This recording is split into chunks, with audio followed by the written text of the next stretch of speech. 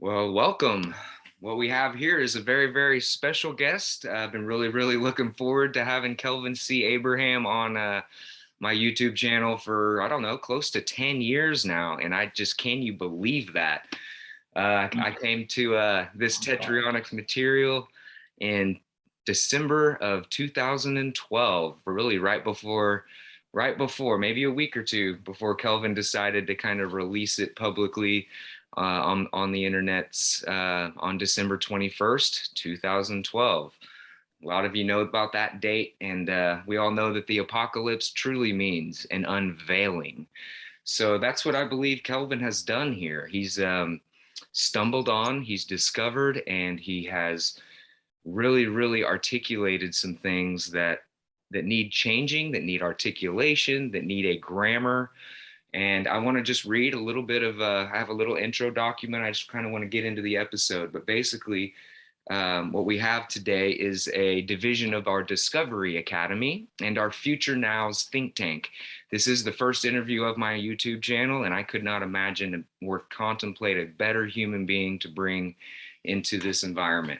Kelvin, more than any other singular person, has changed the trajectory of my life and allowed me to cast a vision of what is really possible as we retool the planet with technology that, one, we understand, and two, benefits all mankind.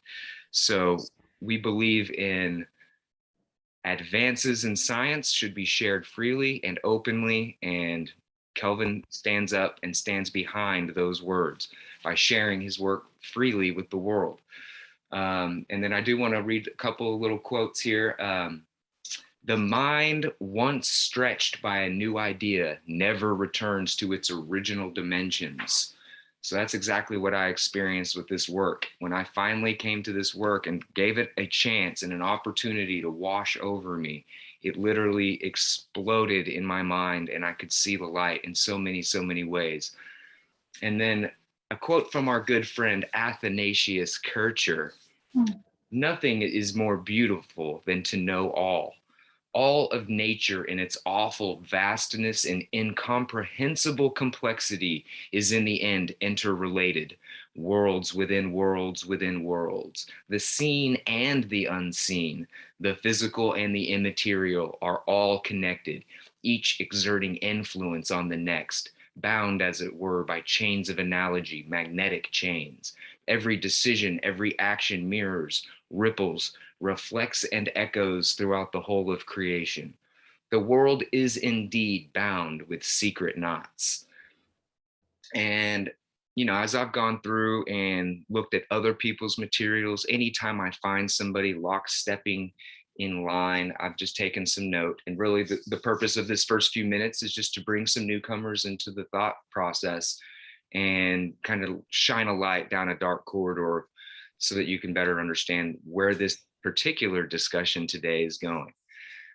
This next part is from Brian J. McCartan. He wrote a book called The Mysteries of the Equilateral Triangle. He calls it MOTET for short. He's an applied mathematician from Kettering University, and he writes, "Welcome to the mysteries of the equilateral triangle, my collection of equilateral triangular arcana.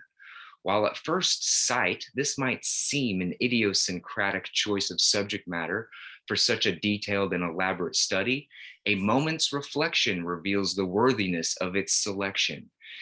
Human beings, be as they may, tend to take for granted some of their greatest discoveries. Witness the wheel, fire, language, music. In mathematics, the once flourishing topic of triangle geometry has turned fallow and out of vogue, although Phil Davis offers us hope that it might be resurrected by the computer. A regrettable casualty of this general decline in prominence has been the equilateral triangle.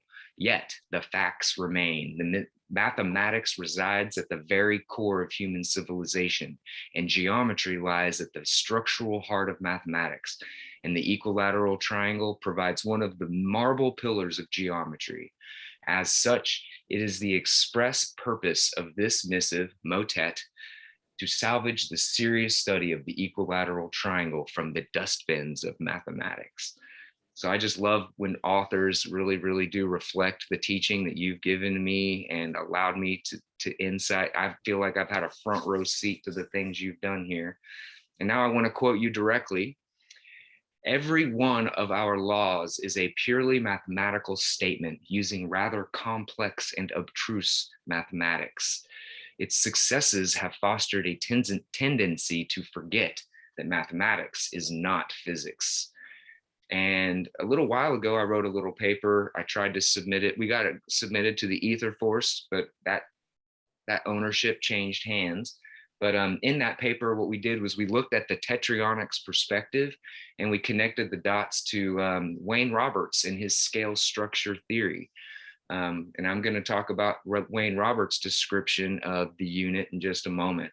But what we're trying to show there, connecting the dots between the square numbers that Kelvin has identified and the equilateral triangular geometries. So English sucks, math is okay, and geometry is king. So what we're saying is triangles are squares, and we'll get to that. Don't let it confuse you too much. But the nature of units is what's called into question here, whereby a redefinition of the unit is necessary in order to advance our understanding of physical systems. Only when these concepts are accepted can we delve deeper into the erroneous assumptions made by the standard model, setting it on a path correction leading to unforeseeable advances in many areas of study. By applying equilateral geometry to numbers, mass, energy, and matter, a new level of understanding and a new roadmap for the future of science is offered. And, one of your favorite quotes, my favorite quotes of yours, if mathematics is the language of physics, then equilateral triangular geometry is the grammar that the math must follow.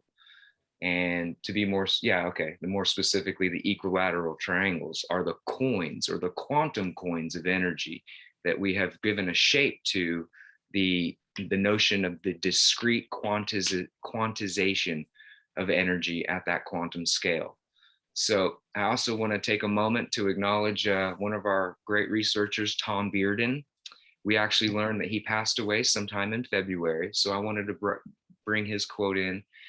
Where you turn science into dogma is when you lock in on a given model. You assume that your model is perfect, and therefore anything that does not agree with that model cannot possibly exist in nature. And so, as we know, as a rebel in the field trying to get your ideas out into the new world here, we're just up against a lot of resistance, a lot of cognitive dissonance. And we're just trying to, one person at a time, one community at a time, introduce your materials to a larger audience. And back to Wayne Roberts, just real quick. There seems little doubt that we are on the threshold of a rich new expressive means in the arts and a powerful new theories in science. The adoption and further extrapolation of the principles outlined below may lead to the development of a highly sophisticated language, one that might be understood universally. This is because such a language would reflect universal organization in principle. Such a universal language could extend the potential for expression and communication far above what we currently know as art or language. And I believe that's exactly what you've done. So you've shown me that the light that Wayne Roberts was passing with his purely mathematical approach is in fact true. And either you picked up on that in the ethers, and we want to talk about that a little bit, just that whole process of discovery that you went through over the last, goodness, 15, a lot of years. So I'm going to go ahead and kind of move into your words here, and then we'll pass it off and give you a little short introduction. But, you said in one of your opening PDFs that you've shared with me, as Feynman observed, mathematicians do not even need to know what they're talking about. The geometric interpretation of the mathematics is important primarily because it is one of the essentials for an understanding of the relationships between mathematics we invent and the physical phenomena it seeks to describe.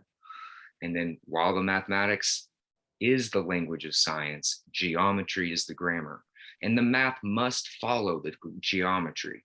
Without this rigid guide to guide the math, many erroneous assumptions have led us astray. And then I want to share Nikola Tesla's quote, because I feel this with your work. I felt as though I were present at the birth of a new knowledge or the revelation of a great truth. And so with that, I'm basically going to thank you very, very much for joining me today. It's been a long time coming. I feel like, I have a special honor in introducing Tetryonics to the world. We were able to share some one-on-one time back in 2016 at the extraordinary Tesla Technology Conference in Albuquerque, New Mexico. And what a delight it was to meet you in person, one of the highlights of my life. I sure hope I get an opportunity to spend some one-on-one time, maybe even develop a Tetryonics conference that is just various students of your work coming together to give their own presentations, because 1 hour at a conference is just not enough time to even tickle the senses. But it was an amazing opportunity for me to stretch my mind and my horizons, and your level of trust in just allowing me to do that, as opposed to you just getting up and giving the presentation yourself, is quite an honor that I have accepted gracefully. And I want to pass your information on to as many human beings as possible. So with that, I want to welcome Kelvin C. Abraham to the show and this discussion. And if you just want to introduce yourself a little bit about your history briefly, because I know you do that a lot, and then we can get on with the specific discussion today. Thanks, Richard. That's flattering. And yeah, I'm chuffed. It has been a while since we met. It's been a long while since we first introduced ourselves to each other over the internet regarding all this work. As you said with Richard Feynman, my background, like Tesla's, is an electrical engineer. My training is with telecommunications, information, data, telecommunication systems. I'm formally trained like most electrical engineers are, and I thought in 2006, 2008, that we had it pretty much licked. We had a good understanding of how things worked after Tesla introduced AC, and we've developed all the technologies that we have, including lasers and fiber optics and data transmission and encryption. We've got a very good handle on how nature works, right down to expanding quantum theory, etc., to those very fields and explaining most of it. The thing that always stuck with me was obviously that there is no unified theory. There's nothing that we teach at a curriculum at a grade school level that takes you through or gives you the foundation to lead you through to physics and science that we understand today, and includes the other fields of chemistry, biology, cosmology, etc. What Richard Feynman was saying can even be more succinctly said by what Newton said back in 1665, when he said, look, this is the law of universal gravitation. It works, the mathematics is right, it predicts how the planets move and everything like that, but I frame no hypothesis as to the mechanics behind it. That is to say, the mathematics works, it gives us the answers, and we can use it as a predictive model, but it explains nothing about what drives these mechanics, what gives us the math. And since Newton and Leibniz developing calculus and leading us through the scientific revolution and the growth we've had since then in the 400 years, we've relied ever increasingly, particularly with the introduction of Einstein and general relativity in general, to mathematics leading the way. And that's like a blind man describing an elephant, or a zebra, worse, in a bay. He can feel the feet, he can feel the tail, he can feel the horse's mane, but he's not going to know it's a zebra because he has no picture to describe it with. He just has the shape. He can describe it and he can get an answer that's more or less right, but not quite right. Equally, that's what we've run into with the mathematics. I thought I had a reasonable grasp on it. I wasn't a physicist by any stretch of the math, by any means, but I kept up with popular science and the new discoveries, and and I had a good grasp of what was going on. Read Brian Greene's book and etc. Knew all about string theory, M theory, multiverses, etc. Still had this nagging problem of why don't we have a unified theory? And then one of the driving impetuses for me was the space shuttle was coming to an end. They were mothballing it and they were going, okay, that's it. We've got to find a new way to get into space. And I thought there's got to be an easier way.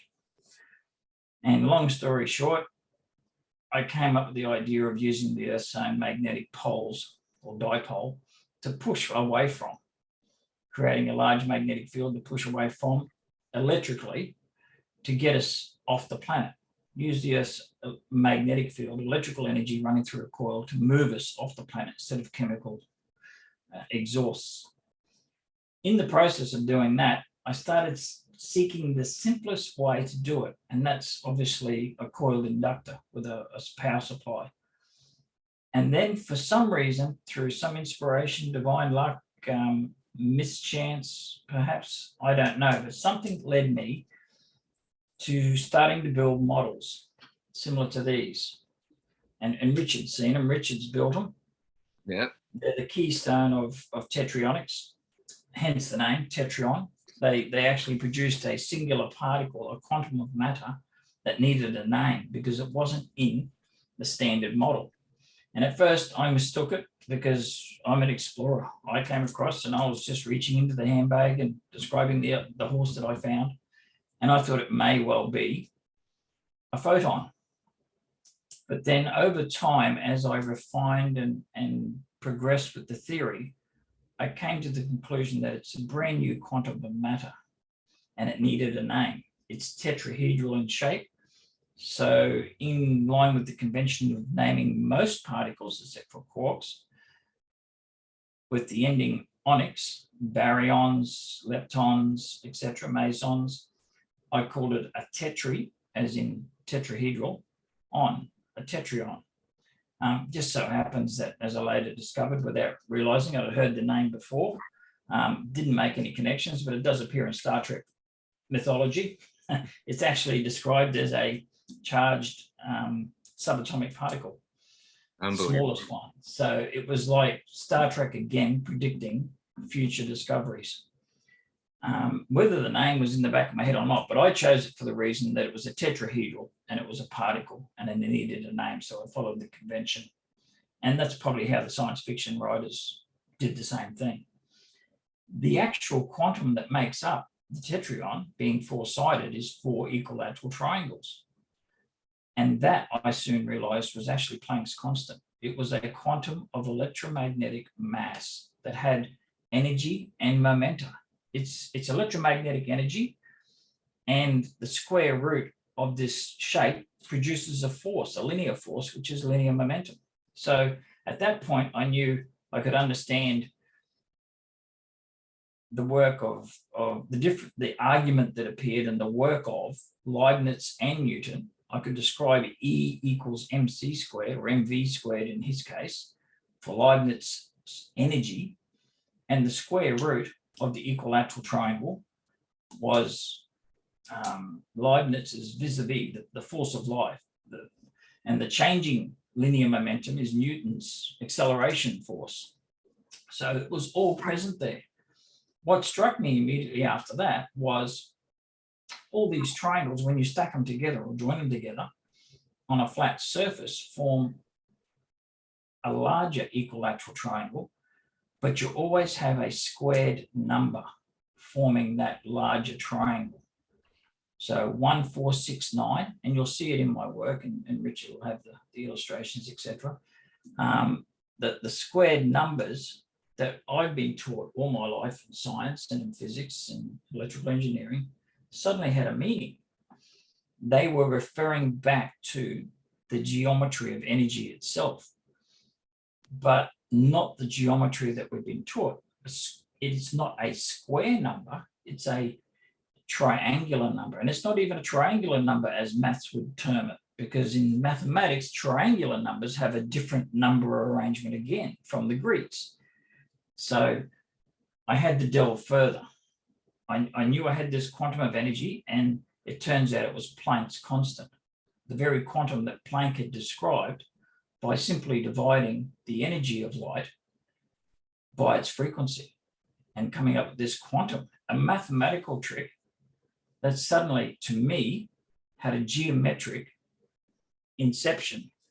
And what I did for the following 4 years was sit down and follow this little thread, pulled on this thread of the tapestry of the universe, if you like, and took it as far as I could take it, which is when Richard bumped into my work as I released it in version 2.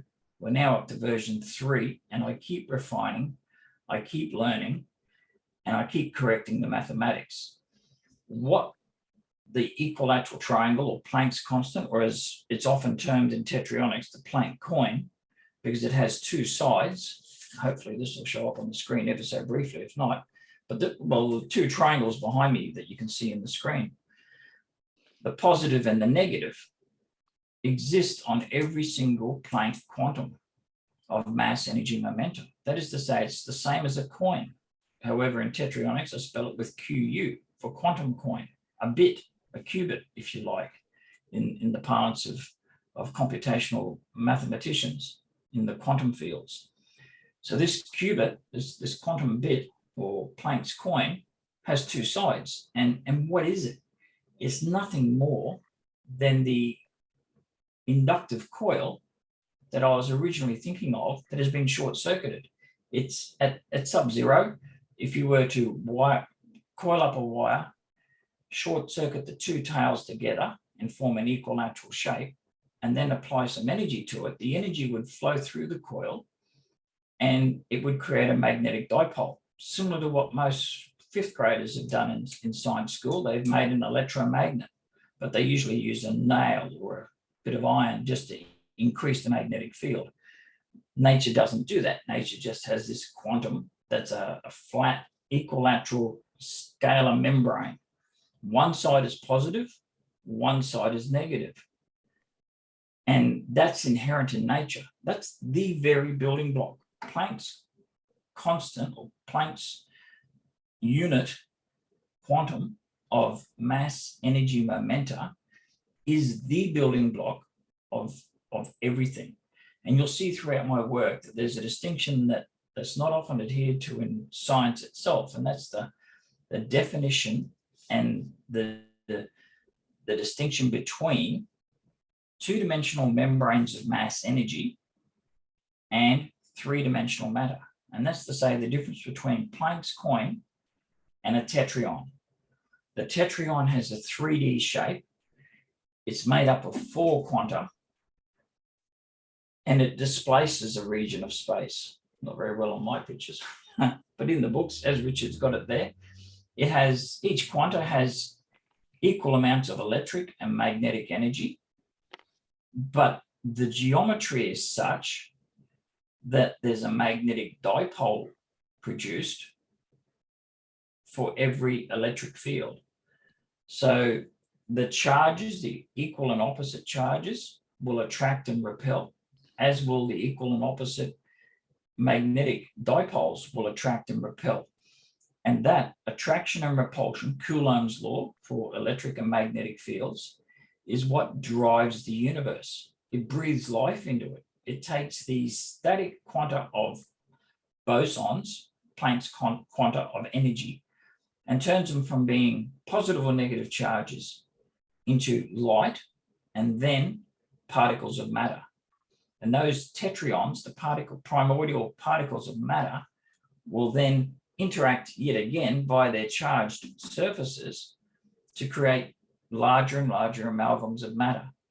In this case, they'll create quarks, leptons, baryons, and the entire periodic table.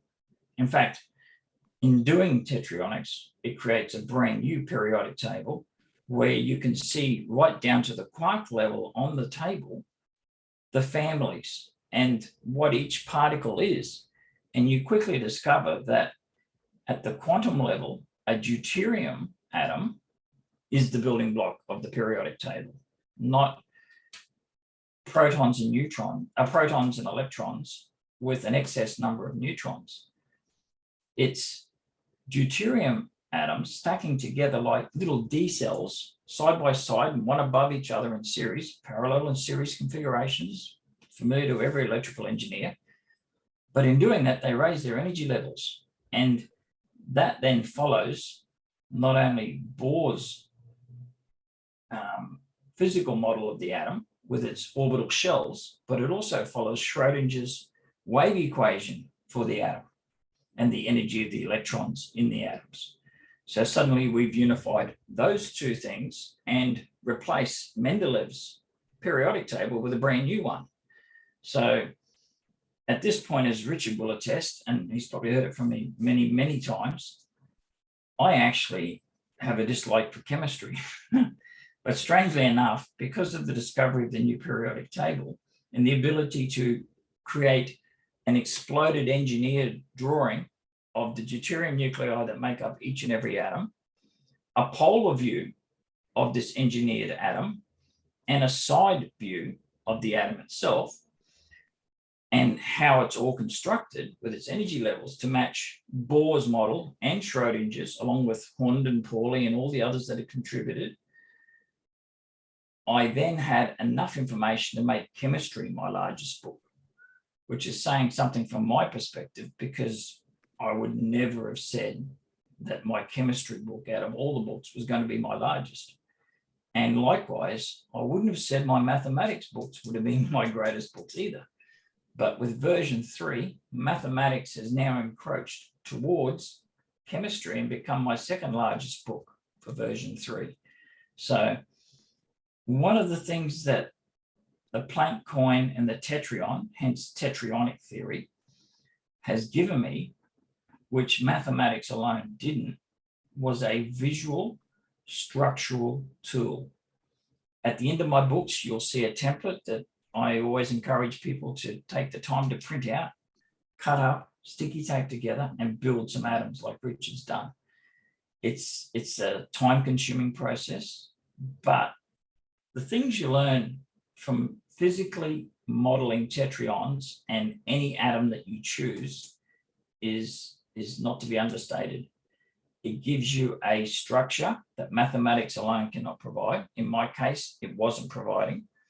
It gives you a model that's engineered that you can build upon.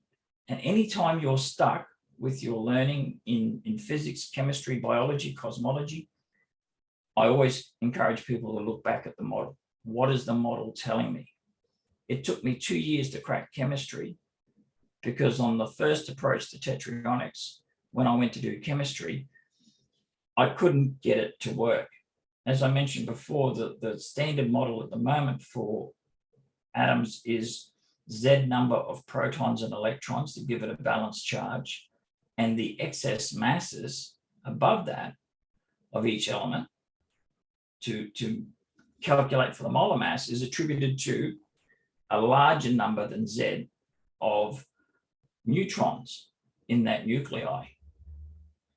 And in doing that, when you try and build that, you have no way for neutrons to bind to neutrons, number one, whereas they will bind to protons because they're exactly the same but opposite charges.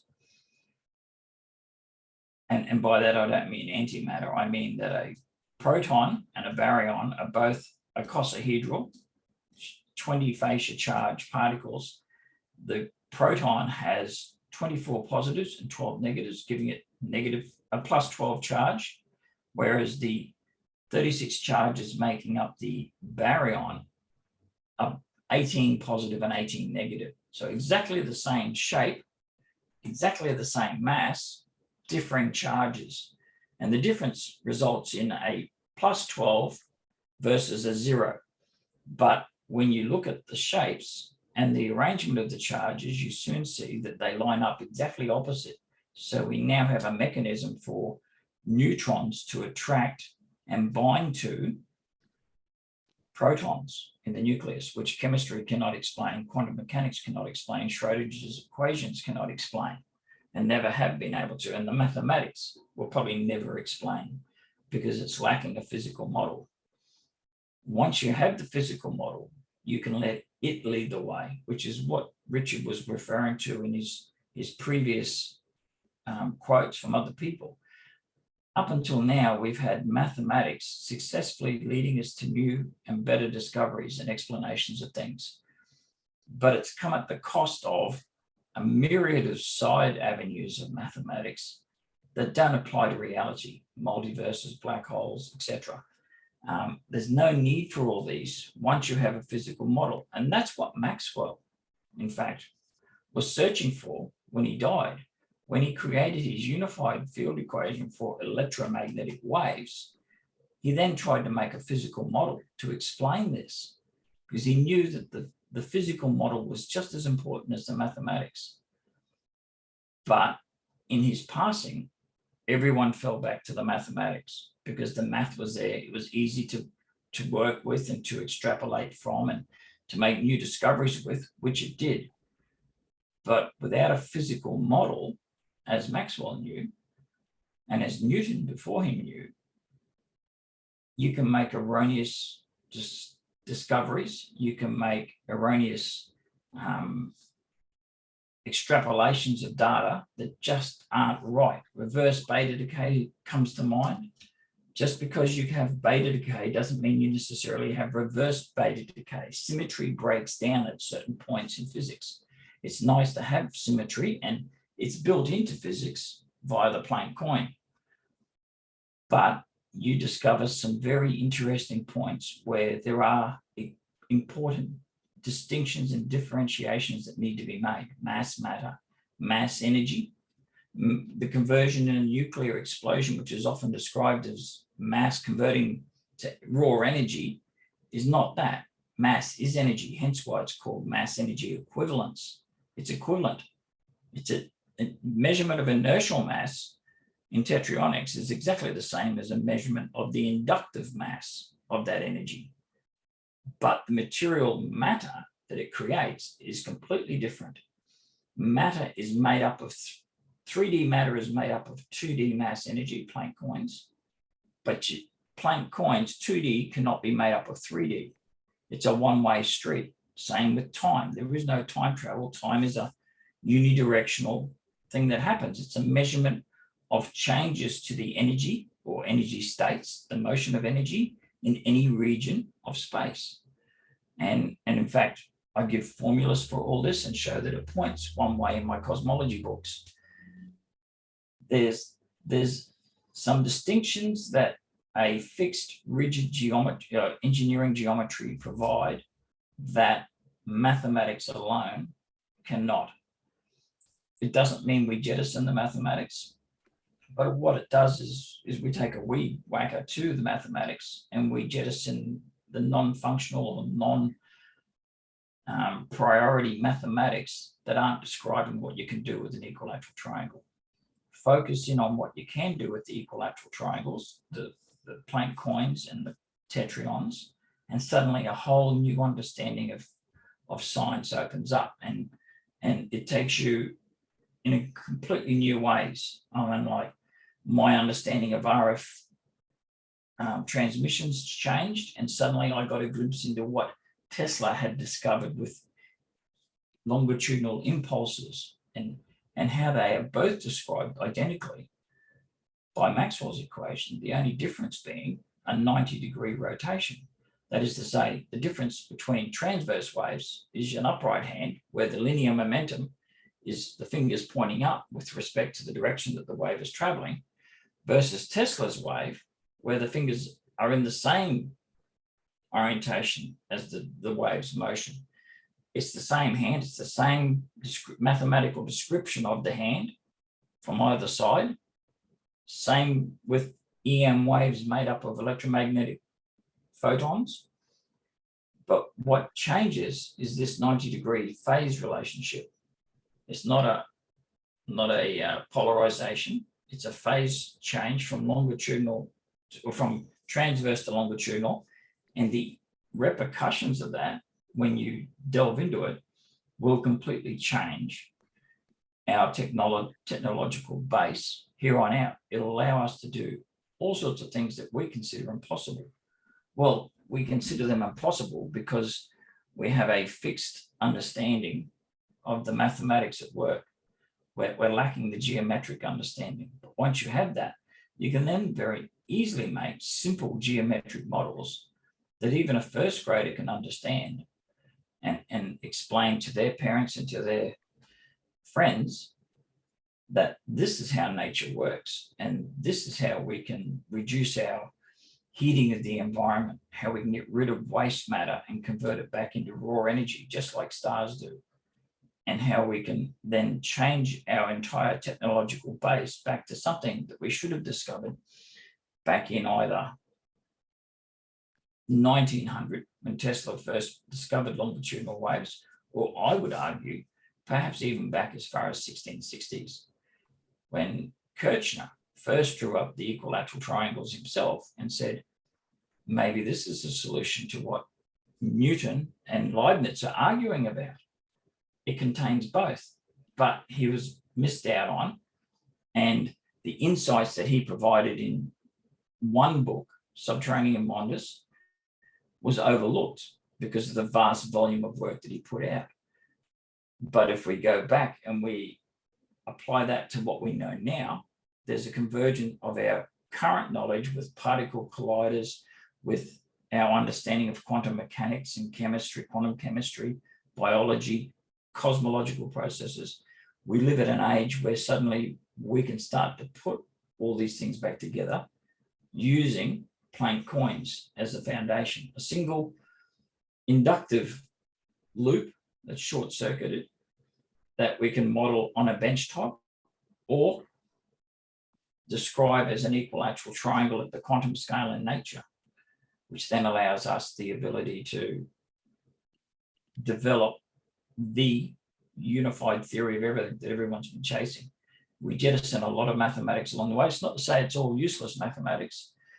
Sometimes we don't know why we invent some of the math and it becomes of use later on.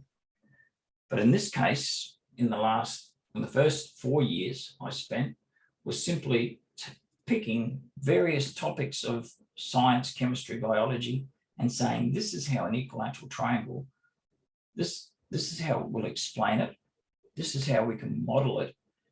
And more so, this is how we can advance it into a whole new understanding of how nature works at all levels, thus bringing us full circle back to what Newton and Feynman originally said, was that they framed no hypothesis for how the mathematics worked or the mechanics underpinning it worked.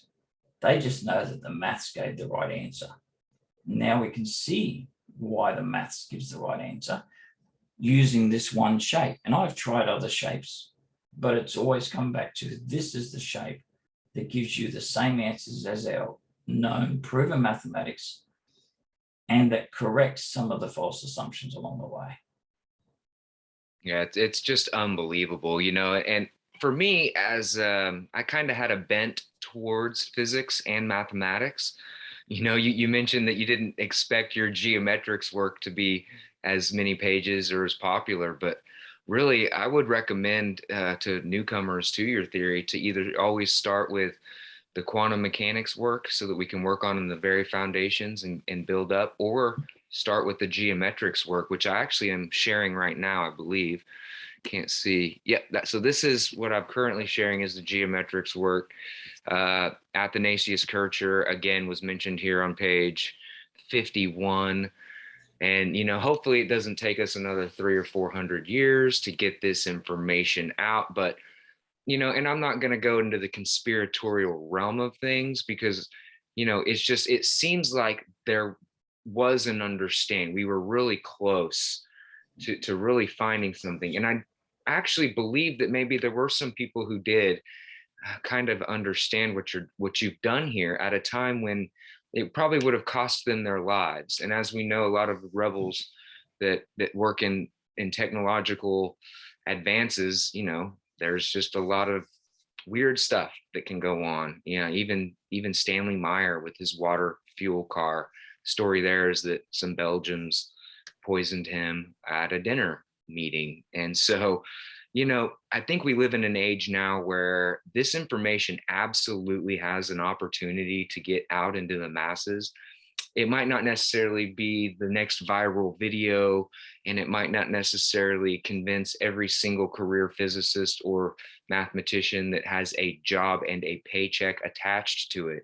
That's where I have the freedom to share your work without any sort of ramifications of career suicide, because we just do this for the love, for the fact that we really do think that humanity could get on another trajectory. And I have another quote from Rene Descartes. So one of his quotes is, if you would be a real seeker after truth, it is necessary that at least once in your life you doubt as far as possible all things. And then another quote that brings up an interesting point here. He says that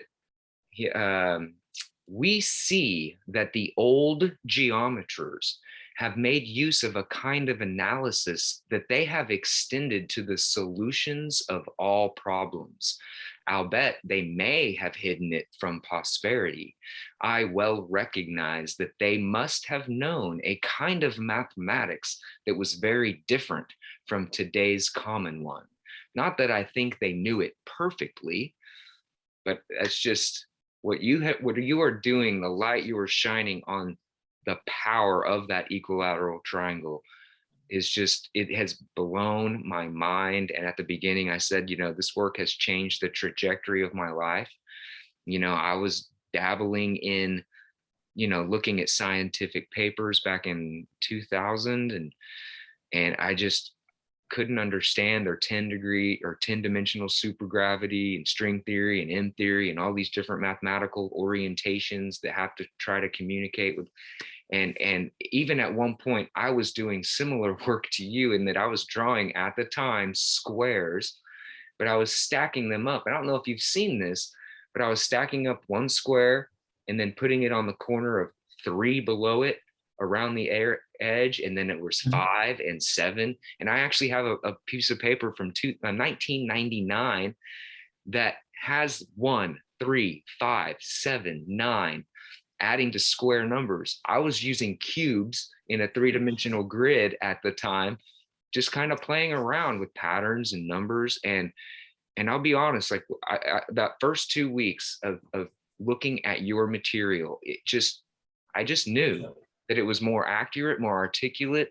And if this had been the way I had studied growing up, I would have not had the internal intuition of hey, you guys don't know what you're talking about.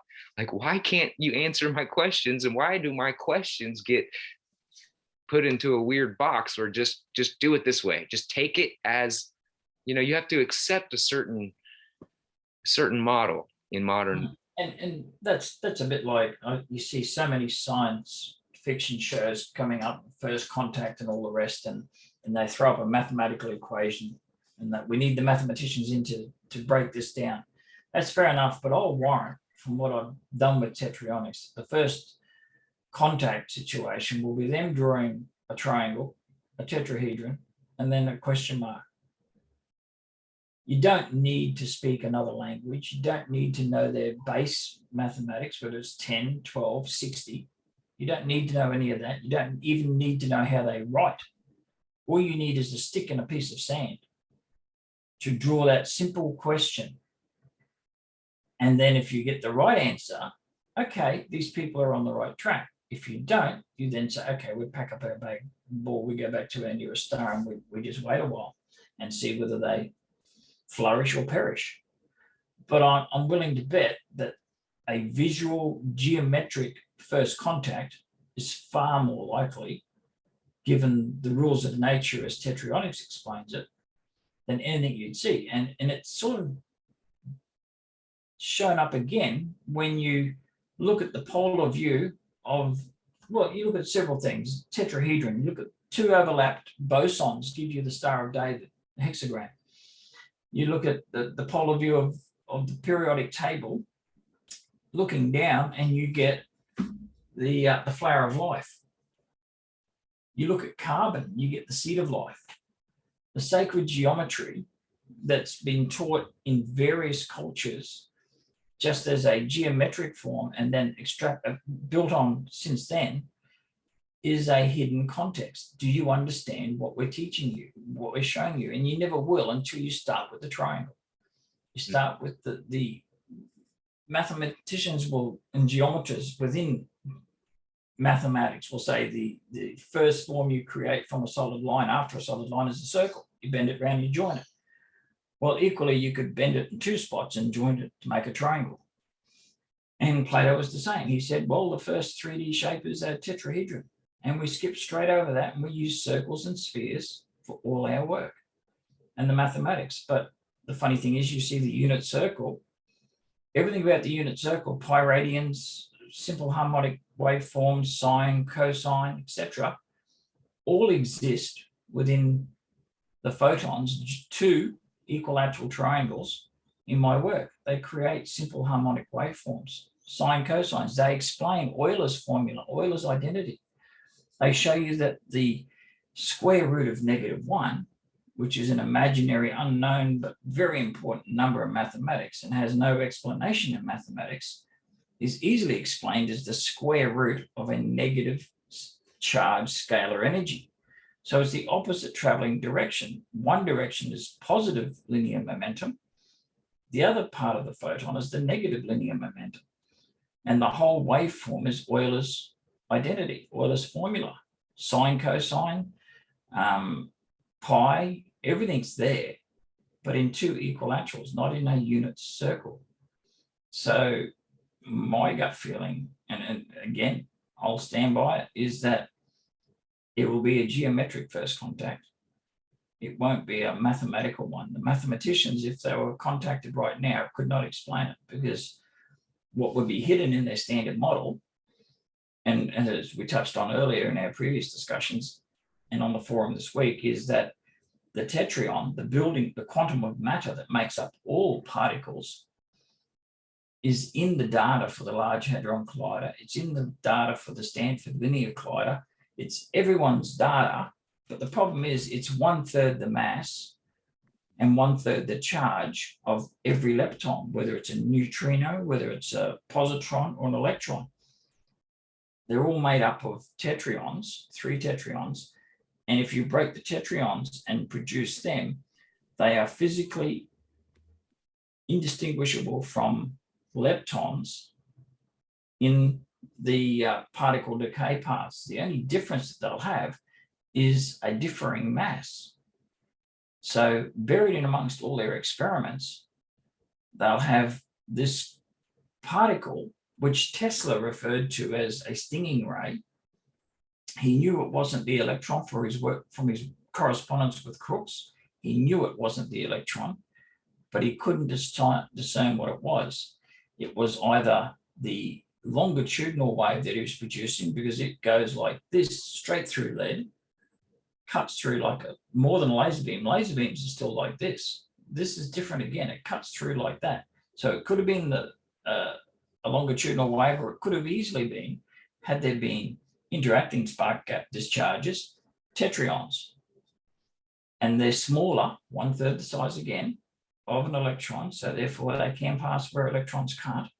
They won't be absorbed and interact with atomic nuclei the same way as electrons are, because they serve, their geometric shape is different. They serve a different physical function to an electron. So Tesla had a lot of experimental evidence, but couldn't explain his electrical experiments, just what his results were, and used that to produce devices that enhanced our civilization greatly. Likewise, Large Hadron Collider data is delving further and further into subatomic particles, but it'll only take them down to the tetration. And the tetration they will mistake as a lepton. If it's a negative tetration, they'll say that it was a, here we are, if it was a negative tetration, they'll think it's an electron. If they see it as a positive tetration, they'll think it's a positron, and vice versa. And equally, if they were to detect either of the two flavors of neutrals, they would think they were neutrinos. Or even worse, with enough mass behind them in their chem field, they would mistake them as a gluon. So the standard model has some flaws. They're aware of the flaws. It doesn't solve all their problems. And there are people that have even delved with baryons and 3 quark structures using tetrahedra. And there's a recent article out about could tetrahedral particle matter be a building block? And they went through, I read the article and I was just stupefied. They went through building all the different ways of nesting tetrahedras together, except for what's in Tetryonics. So even just stringing them together, they just couldn't wrap their heads around. So like you say, part of it is convergence of technology, and the other part of it is simply serendipitous timing. It's having the stubbornness to start with the right thing and work your way through all the ramifications, all the things it teaches you and shows you without rejecting it outright. A simple cursory look and there's a classic. When I first discovered quark shapes, they are leptons. What's the difference between a lepton and a quark? It's the charge arrangements.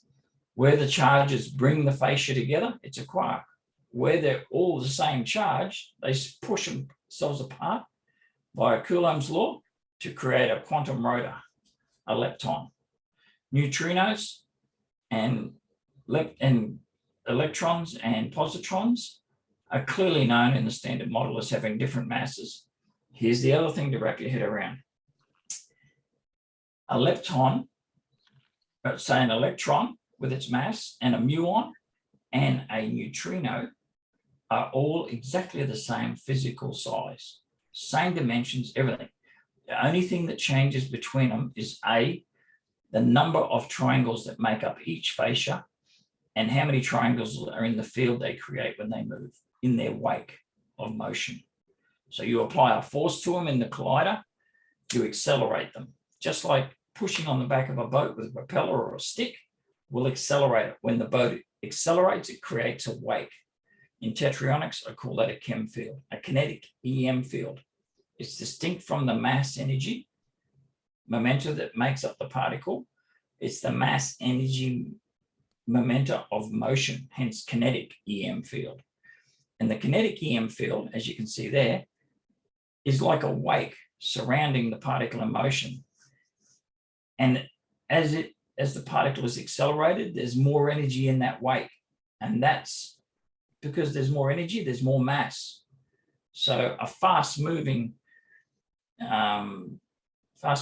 electron will become a muon. A faster-moving muon will become a tau electron. The 3 flavors are all one and the same. The only difference is the electron moving at different speeds. So when it's ejected from the sun, it's ejected at a high speed, muon speed. Sometimes if you're lucky, it might get accelerated even faster and become a tau electron or tau neutrino. But when it hits the atmosphere, what happens?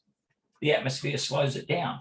It loses mass energy momentum because of the slowing motion. It's got to shed it off from its wake. The wake gets smaller of the boat as it slows down.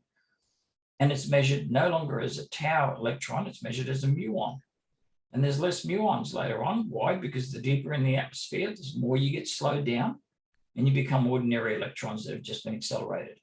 And you reach a point where if you slow down enough and you're releasing that light, you reach a band of energy where the ejected energy in the chem field becomes spectral light. And you have the auroras, north and south poles. So these chem fields have a magnetic dipole in them. As they're shot out towards the Earth's electromagnetic field, it's just not a magnetic field as most scientists would talk about, but the electric part forms the pointy part of the protection. The point of the electric field, of the Earth's electromagnetic field, directs these particles towards the north or south pole, depending on their magnetic dipoles. And when they get there, they are slowed down. They enter a curved acceleration. And in doing so, they eventually get to the point where they're releasing their energy in the spectral frequency that we can see.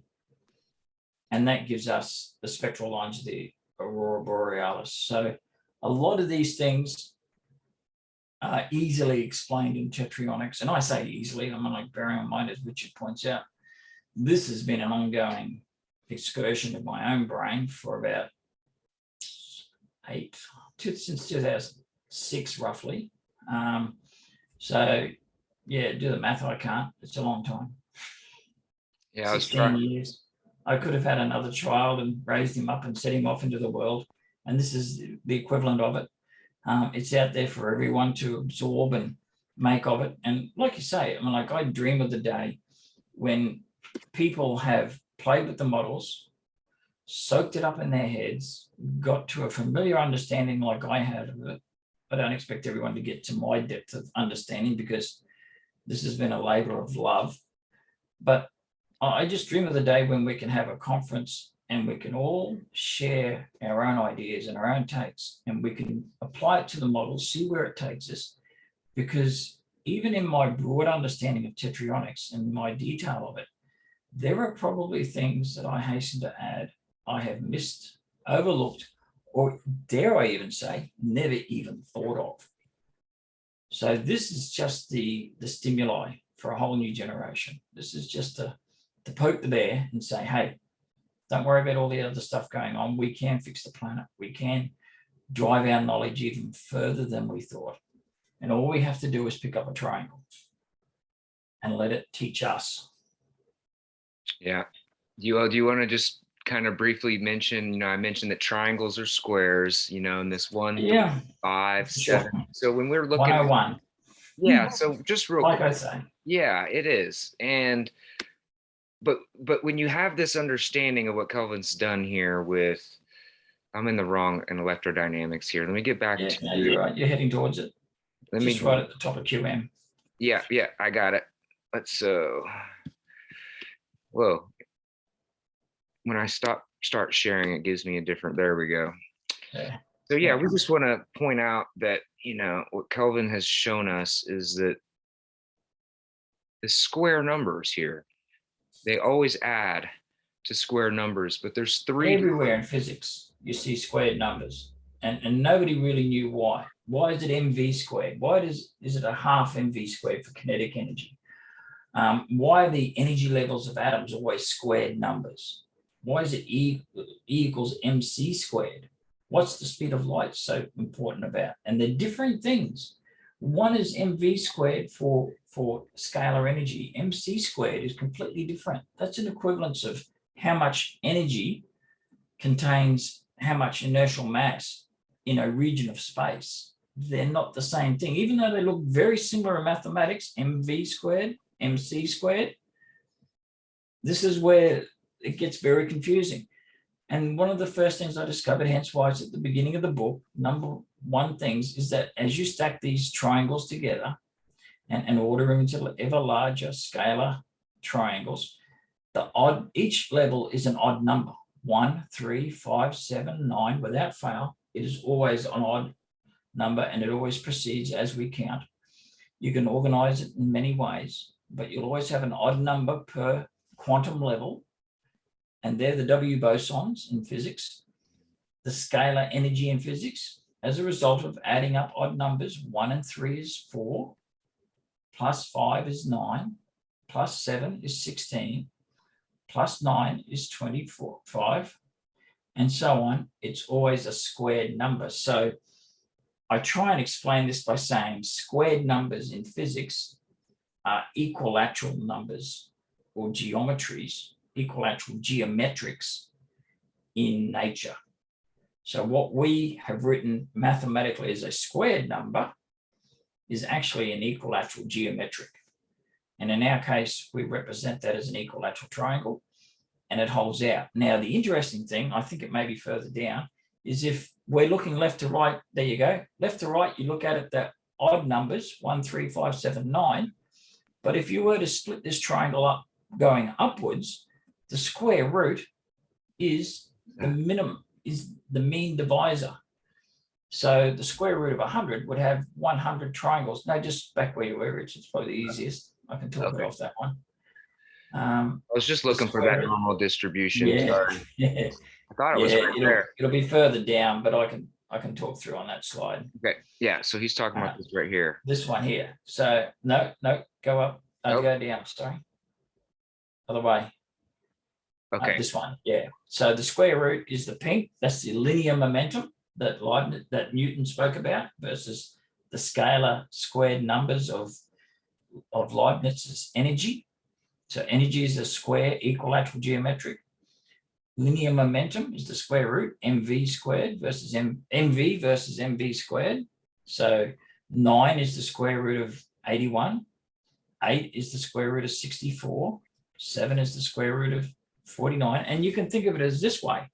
If you have a triangular shape and you're pushing it, what's going to exert the force? Where's it going to be exerted? At the apex. That's what's going to hit you first. That's where all the force is going to be. But as you'll see, I've color-coded in both directions away from this linear momentum, 9. And if you look at the color code, you see if we start on the left-hand side, there's 1 red, then 2 orange, 3 yellow, and we count 1, 2, 3, 4, 5, 6, 7, 8, and then the 9th. And at 9, we go 8, 7, 6, 5, 4, 3, 2, 1. In mathematics, that's described as a normal distribution. It's also known as a bell curve. It's drawn as a curve, hence why the name is a bell curve. But as we can see here, there's no curve. It's an equilateral triangle shape. That is the source of quantum probabilities in all of quantum mathematics that you'll ever read about. That distribution of triangles within the scalar triangle, Planck coins within the scalar energy, or scalar energy momentum, mass energy momentum, is where the quantum probabilities in mathematics come about. But there's nothing probabilistic about it. It doesn't flick in and out, it doesn't appear, and it doesn't have any randomness or any chance built into it. It is a finite, discrete arrangement of triangles. And it is always that arrangement of triangles. You can see there's a normal distribution. You can see what I spoke about on the left-hand side. Odd numbers adding up to squared numbers on the right. And the distribution at the bottom. That is always the case in nature. It's inherent, whether it's the number of Planck coins that make up an EM wave, whether it's the number of Planck coins that make up the constant frequency of matter. It is the same thing. If you were to divide that triangle, that scalar triangle in half, you would have the top half pointing forwards and backwards would be half of the kinetic, would be the kinetic energy, half mv squared. And because the particle's in motion, it has a dipole. That's the other half of the kinetic energy of the scalar energy. You create a kinetic energy with linear momentum and direction, and you create a magnetic dipole by accelerating the particle. So you have odd numbers, you have even numbers. When you look at the boson arrangement, you could, instead of color coding that for just individual numbers, you could color code it for right at the very top, even numbers. And you have the arrangement of photons within that field. There it is. So the same thing, and you're left with half photons. Half a photon is a boson. So all which is why when Planck and Einstein went in search of the 0 point field, the 0 point energy, null point energy in their equations, they came up with the equation, the 0 point field or 0 point energy equals a half HF. What they didn't realize was that H nu, the boson, equals half of HF. A frequency is positive through 0, through negative, back to the beginning of positive again. It's a full 2 triangles, a positive and a negative. So you need 2 triangles to make a frequency, single cycle, hertz, versus quanta, which are positive and negative. So there's 2 Planck quanta for every HF, or every photon, 2 bosons for every photon. And that's where mathematics, again, broke down, as one of these slides that Richard's searching for does show. It points out, it's too far down. Okay, sorry. It breaks out, it points out that 2HF equals 0 equals a photon. But if you want the formula for 0 point energy, it would be h nu equals 0 point energy equals a half hf. The solution was always there in the mathematics, but because they had no geometry and no understanding of what the mathematics was describing, there should be a picture with Einstein and Planck in there when you come across Yeah, it. I am looking for it. Yeah. I think it might have been further down. I think it might be a little bit higher still. Okay. Yeah, I've done there a it lot. is. But There it is. Yeah, you know. I have there it is. I have There a it is. I have HF does not equal H nu. Both mathematicians will, when they talk of H nu, will say Planck frequency. And they will say the same thing for Einstein's HF, Planck frequency, because that's how it's read to them. But a boson is not a photon. 1 is not 2, and 2 is not 4. It's the relationship between one triangle and a rhombus or a diamond that, as you see on the bottom, it takes 2 rhombus to make a full photon. So 2 W bosons to make a photon. So to solve for Planck and Einstein's equation of 0 point energy, you just need to understand geometrically that 2 triangles make up a single diamond. So in the case of one triangle, it's half the frequency because you only have the negative half of the sine wave, not the positive, or the positive and not the negative. You need both to make a frequency, a complete harmonic oscillation. From positive through to negative, back to the start of the positive. So there again, simple mistakes made because we had no geometric model. And that's just how the learning occurs. You see it, you play with it, you grasp the basics, and then you start writing like I did and draw the pictures, write up the little notes that relate to each picture. Every single picture is a query or a definition of something in science that you'll find in most science textbooks, rewritten, re-explained using Planck coins or photons or particles of matter based on what you can build with tetrons. So in finding the name for the theory, I'm not so egotistical as to want to call it Abraham's theory of everything or something like that. I looked at it and said, well, the tetrion's unknown, so I'll call it Tetryonic theory. It's a theory about matter. It's in its sentence, you'll see a lot. You'll see it's called the charged geometrics of mass, energy, matter in space over time. There is no space-time or curvature of space-time as it's often described in relativity. Space is distinct from time. So when we measure physics, we're looking at a region of space and what occurs in that region of space over time. And that's how my equations are actually written. They show you when you break the unified field equation apart, you can see Lorenz's law, you can see special relativity, you can see Planck's law, you can see electromagnetic law. It's all buried in there. Units of time are in there. You could, most of it, you could drop the units of time out if you're only just measuring mass and mass, energy, and matter, and you don't care about when they're moving. Think of it as a photograph, one photograph. But if you want to measure it and make a movie of the particle moving, you need to add over time. So you can fit in 33 million frames in that period of time. A lot more we could discuss and a lot more we could touch on. But as you can see in this illustration here, when you add the speed of light, which is a constant, to the equations, you can quickly see that c is just a vector. It's the direction that light travels in 1 second. 300 million meters in 1 second. If you go c squared, you can replace pi r squared with c because you're forming the radius of a circle. And then you've got radial light seconds because light radiates out in 2 directions, giving you c squared. And you can then map out a region of space. You could measure the light traveling in 3 directions from a point source and get c cubed Cartesian coordinates, measure a cubic volume, as Richard was originally doing with his models.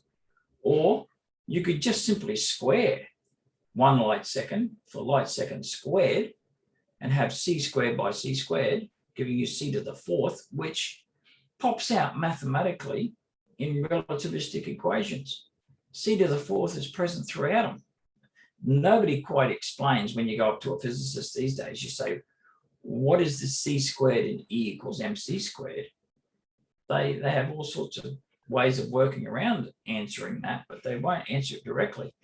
It's simply relating the speed of light to Newton's second versus second squared.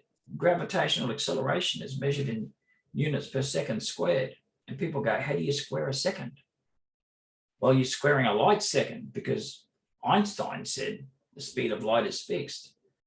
And we know it's a natural constant. We now use it as a constant. So when you do that, you go from second squared to light second squared in Tetryonics, and you develop a coordinate system. The second c squared light seconds gives you a planar circular region of space you can measure in, but you can only measure planar mass energies in that, forces, photons, bosons, etc. You can't measure anything that's 3D because it changes 3-dimensionally. It moves 3-dimensionally. So you need light second squared. When you do that, you then have a spherical volume of space. You could use c to the 3rd. In fact, Hawking used c to the 3rd when he described entropy at a black hole.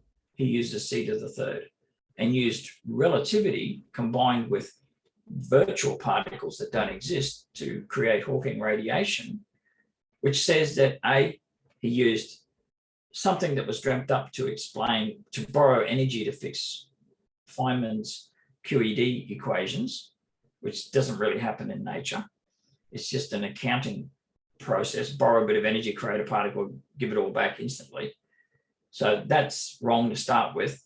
He then spoke about black holes, which is just a no-no anyway. That's not what the singularity in an EM field is. It's not a black hole.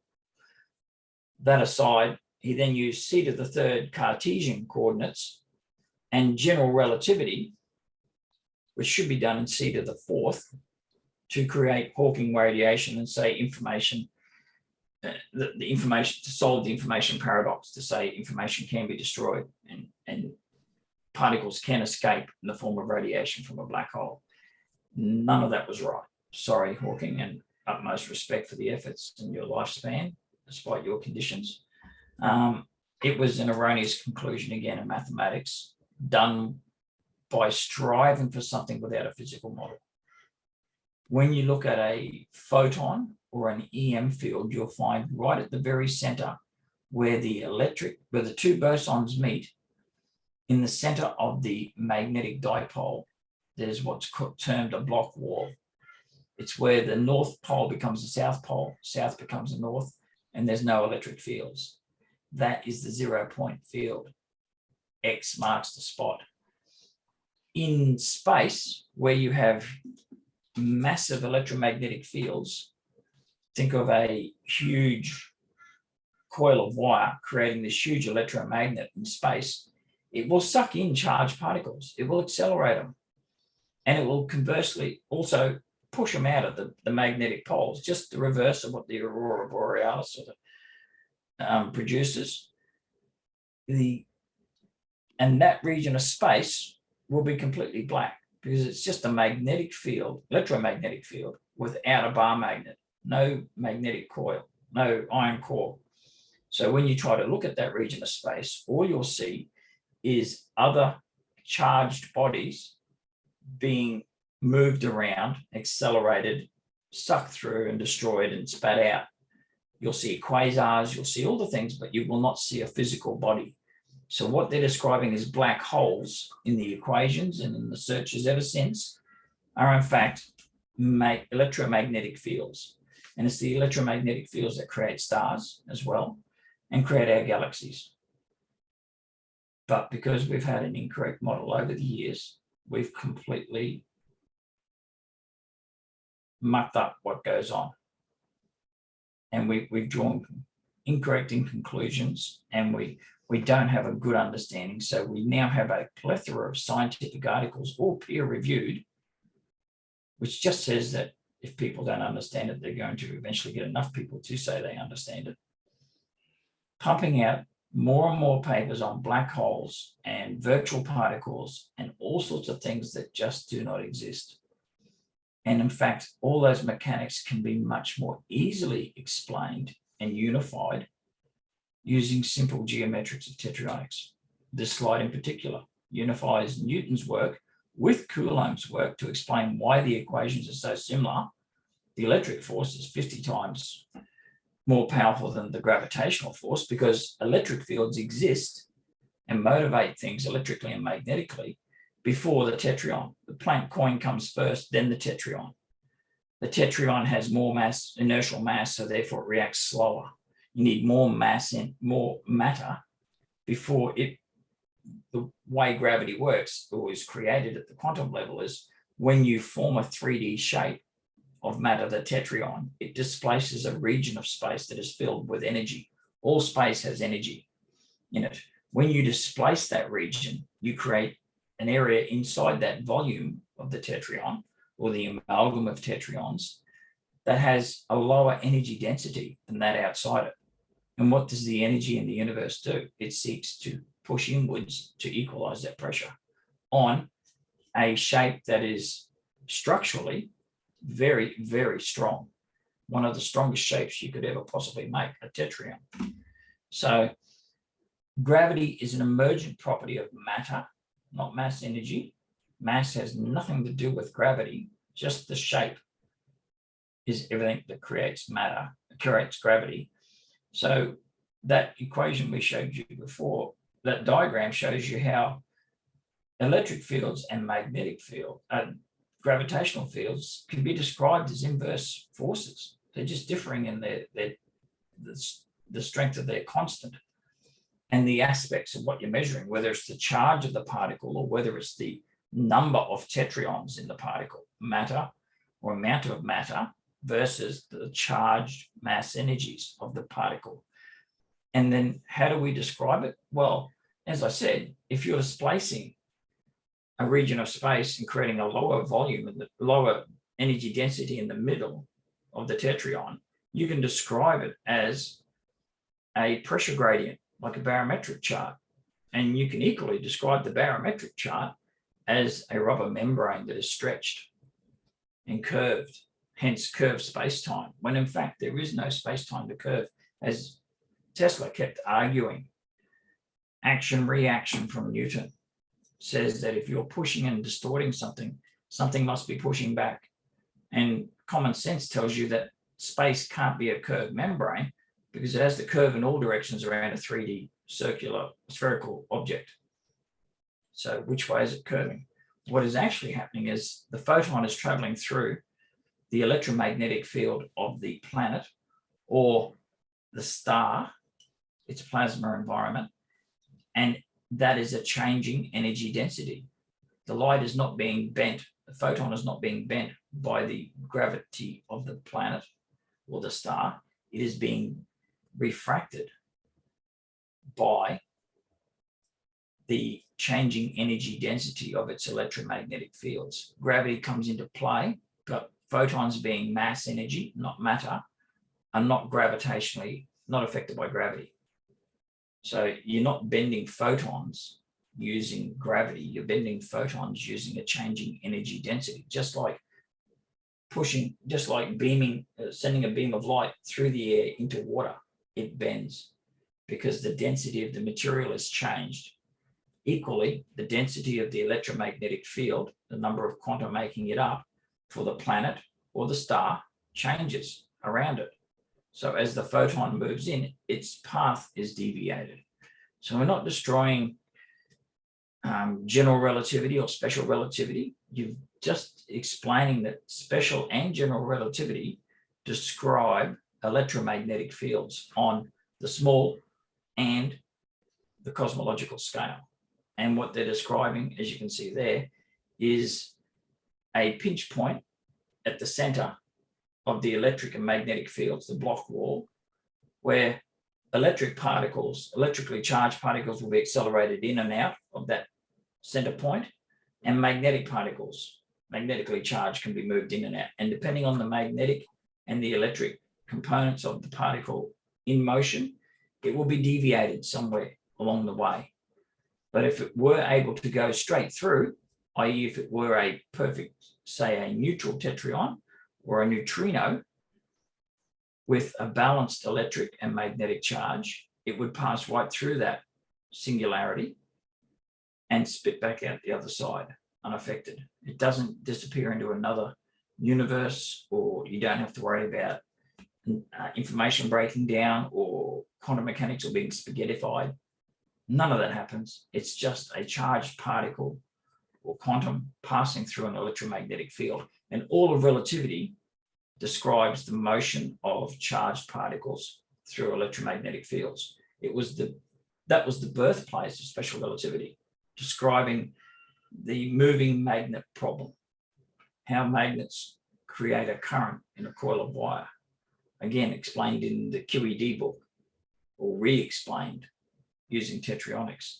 So all these quantum, chemical, electrodynamic, and cosmological processes can all be re-explained much better using Tetryonics. And the final thing that sort of pops out at the end, once you get to know it all enough, is that in some sense, the entire universe is an engineered environment. Were it not for the fact that Planck coins are triangular in nature, nothing would exist. No stars, no planets, no life forms, no chemical interactions, no electromagnetic interactions. You can't even curve the tips of an equilateral triangle so they're not pointed, because in doing so, when four come together, you then cannot exclude the energy from space from the 3D structure. It needs to be pointed equilateral triangles, otherwise you have a leakage and gravity does not exist.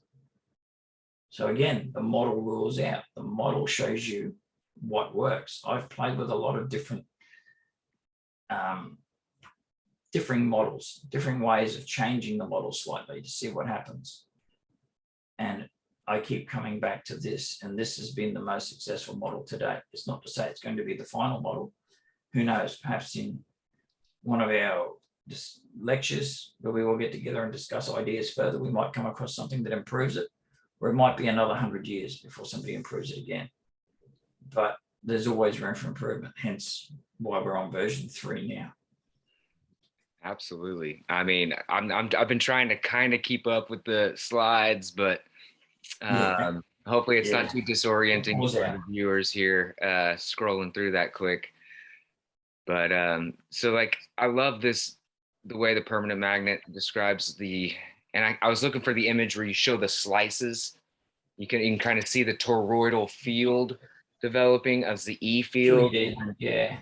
Further on, you'll probably see that where I do about halfway through QED, electromagnetic fields, things like that. There we go.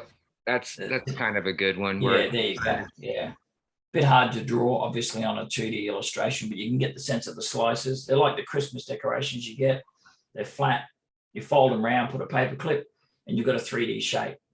Same sort of thing. They're just slices of triangles pointing in all directions. And that gives us a lot of mechanics. And it explains a lot of things that hitherto, even this, basic LC circuits, my brain had a completely different understanding of how LC works, how capacitors store energy and charge. And here we are, very simple. The top left, you got a capacitor storing energy or charges, triangles, positive and negative, always adding up to an imbalance on the negative plate or on the positive plate, depending how you charge it. But you always have an imbalance, creating a charged environment measured in farads with no current moving through the inductor on the left. But once you connect the capacitor to the inductor, that charge will flow in one direction or the other.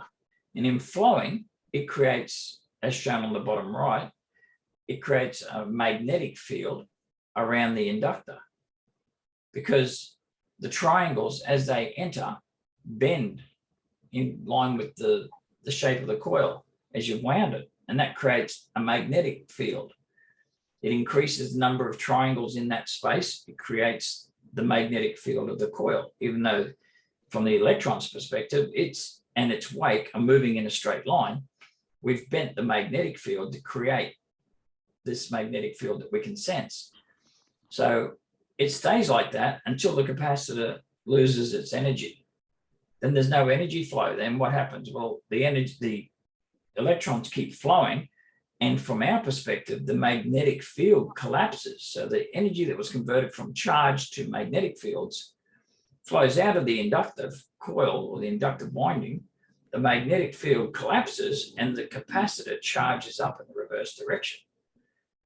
And then the discharge begins at the capacitor, creates another magnetic field, flows until the capacitor's empty, falls back. So again, simple triangles, creating a very easy to understand explanation of LC circuits. And that's how we create oscillations in electrical circuits these days, when in fact we should be switching on. These are very important circuits, and they've enabled technology and everything we've got from basic radio through to our cell phones to work. But we should be moving back to 1900 technology with DC discharges and go from transverse waves to longitudinal waves. And then we can establish faster than light telecommunications and things like that. We can send out fields of force that can enable us to do away with batteries in devices. So we can run devices that are normally running on batteries or petrol engines to run on the energy of the field that is created by these DC discharges, which is what Tesla spoke about when he said, I can send real horsepower over any distance to a device. And that's why you get people like Wheatstone and Tesla measuring the velocity of energy differently to what we measure in most circuits. It's not because they erred in their measurements. It's because when you establish a longitudinal beam, it creates like a rod. Yeah. And so long as that beam's there, you can impulse that beam, push and pull it at any speed, and the push and pull will be felt at any distance almost immediately. And it's certainly faster than the speed of light. So you can overcome the speed of light restriction. You can think of it as akin to pulling out the old tin can with two tin cans with a wire, a string between them, but stretch it from here to Mars. When you talk, the oscillations travel down and they get weaker. They won't get to Mars. They won't even get out of the atmosphere on that tin can. But if you pull on the tin can, the person on Mars knows you pulled it because it was held taut. So you can communicate by pushing and pulling on the tin cans that are held together by the wire, but you can't talk down it. So that's what we're going to do here. We're going to create longitudinal fields where we can push and pull real force at any distance, and we can then start turning that into information to transmit over any distance. So information and real power transmitted through the atmosphere, not necessarily through the earth like Tesla used to promote, but transmitted through the air without heating up the environment like we are at the moment, warming the planet. Yeah, I love your analogy. You know, the energy is the same energy, but it's the difference between a slap in the face and a poke in the eye. Yeah. I love that analogy. It's a good one. Yeah. So again, all these waves are exactly the same. Like I said before, polarization versus rotating at 90 degrees in the direction of propagation. Both of these waveforms that you see there at the top are the same waveform described by Maxwell's equations. The only difference is a translation of 90 degrees between I and J, which electrical engineers know. The imaginary angle, Dollard refers to it as space and counter space. There's lots of terms for it. All I've done here is given form, a visual identity to what they describe. So there's no need to try and learn quaternion mathematics to understand it. You can see it straight away and you go, That's why it's quaternion, 4 directions. These are how the waveforms differ from each other. This is what we can do with it. Once you know what they are, pair production again, just because you can produce particles doesn't mean you can make virtual particles out of nothing and then give the energy back. Doesn't happen. Same as you fold a piece of paper up origami-like into the form of a tetrahedron, doesn't mean you can instantaneously flatten it back out into nothing. You flatten a tetrahedron back out, you make mass, energy, radiant light, and heat. You fold it up, you make matter, matter, mass, matter, mass. It doesn't disappear into another dimension just because you need to create a particle to explain something. Yeah. It's all engineered. The entire universe, as I said, you quickly begin to sense that it's an entirely engineered environment. Somebody designed it. I'm not saying who or what. I won't get into that debate here for everyone, but it's clearly engineered. Every one of those deuterium nuclei will be instantly recognizable to Westinghouse or Tesla as a synchronous converter. It stores energy, but in the energy that's applied to it, it's a little motor. The more energy you apply to it, it stores the amount that it can as electrical energy in the stator, and then that sets the rotor, the electron, spinning. And it spins according to how much energy is in the stator. If you need to draw energy back out, the stators are just like batteries. You can draw energy back out of that. It'll drop down the energy level and the electron will spin slower. The rotor will spin slower. Just the same as if you get a little DC motor and put a D cell battery on it. It will spin at a certain speed. You put 2 D cells, one on top of the other in series on it, it'll spin faster. 3, faster still. Take away 1, back down to 2, it slows down. That's all deuterium nuclei are doing, except when they drop down an energy level, the electrons spit out spectral lines. So why is see the colors of the rainbow? Yeah, but why is this spectral line as one of your key little components to testing out this theory and verifying? Why is this spectral line so hard to identify? This particular one, simply put, it appears in the Schrodinger equations, but they don't test because that's an extremely, I forget which way it was, whether it was high or low. I think it's extremely low frequency light, but the slides there will give you the exact frequency of it. They just need to raise actually you need to raise 2 elements that haven't been discovered at the moment from energy level N1, N7 to N8. And those 2 elements are elements 120 and 119 respectively. So you have to raise either one of those 2 elements down to level N7 or deuterium nuclei for that matter. You can do it with deuterium nuclei, boost them up to level N7, jump them up to 8, and then let the electron fall down to 7.